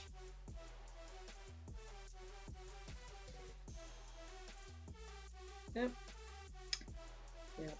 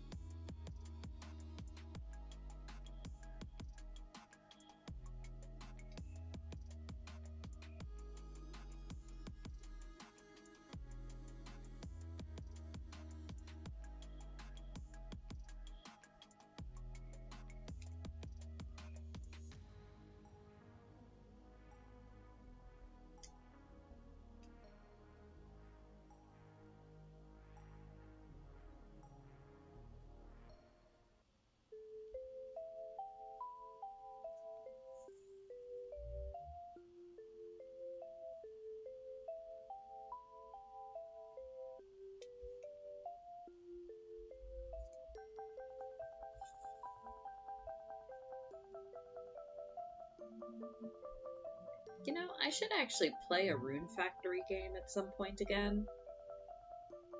I bought the original one when it first came out for, what was it, Game Boy Advance? No, I think it was an NDS. And I didn't like it because it was the first game I'd ever played that sort of combined the traditional farm sim with combat, and I wasn't good at the combat and didn't like it. So I never bothered picking up any of the other Rune Factories. But now that I'm much more used to that kind of game, like with Stardew and stuff, I should go back and give Rune Factory a try.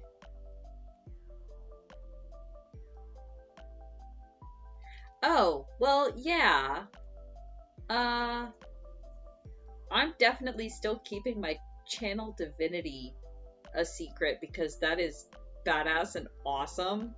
And I'm hoping to get to use it against a bunch of goblins next session. So I'm gonna at least keep that under wraps for now. But yeah, Randus wrote me a custom subclass and it's awesome.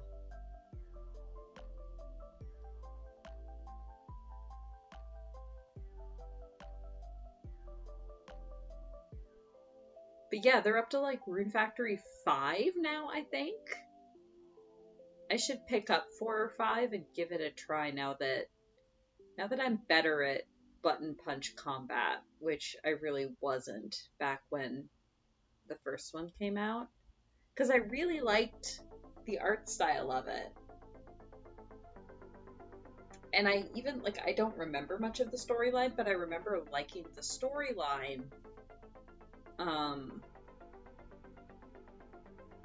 But I just couldn't get, at the time, I just couldn't get around the combat. That's fair, Randus. I'm still gonna, because that's gonna be a big dramatic moment in game the first time he gets to channel divinity. So, like I said, I almost used it against the goblins, and I'm really glad I didn't, because that would have been massive overkill.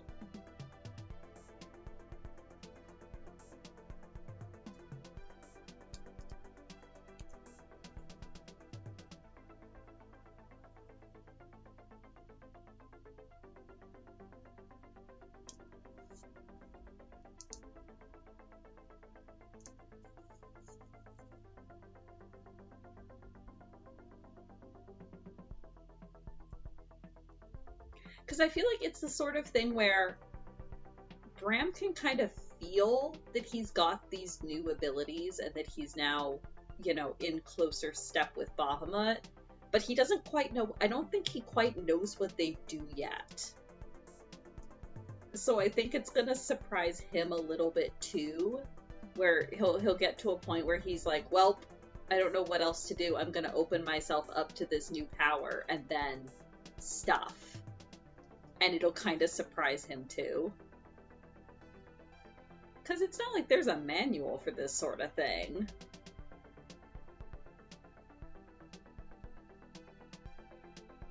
He was in prayer all night, and then he had some visions, and now...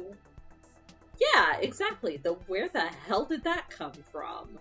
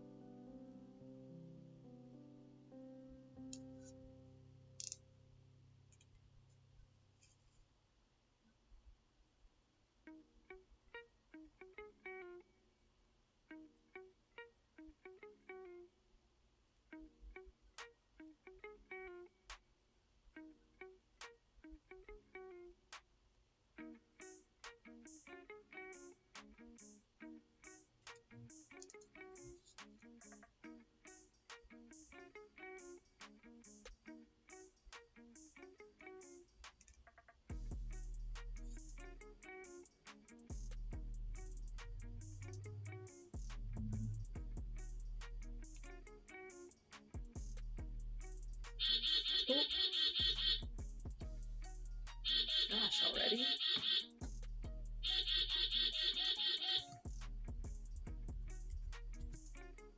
Verb. Alright, I'll finish up this patch.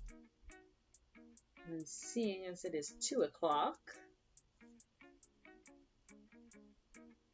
means it is time for me to go eat actual lunch.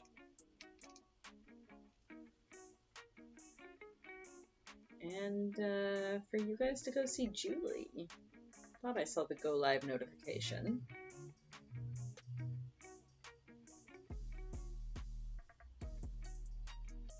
Luncheon. Delicious luncheon. Let's be real, lunch is probably going to be like 2 more muffins. Yeah, Randus gets me. It's going to be like 2 more muffins. Yes, yeah, Dancer, go eat. Everybody else also go eat. Drink things, check your meds, stretch your bodies. All the self-care stuff. Maybe, I don't know, go wild and dust a shelf. Luncheon is a good evolution. It's like, it's one of those Pokemon fusions, and it's what you get when you cross an evolution with like a Snorlax or a Munchlax.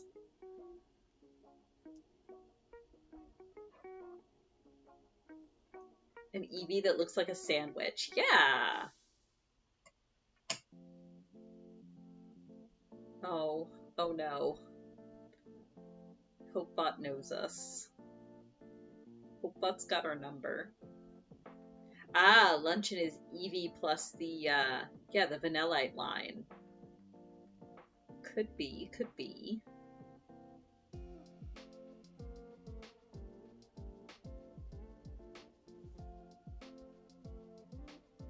It's the snack type Eevee. Alright. Just get the needles off the back of my hand here so I don't accidentally stab myself. Yeah, everybody have a good afternoon, a good day or two. Hopefully I'll see you all back here on Tuesday for some Island Sanctuary times. And if not, I will be back on Wednesday for Pokemons. But yeah, everybody take care. Have a good afternoon. Ooh, Julie is actually doing 14 today. So yeah, everyone have a good day, and I will see you later.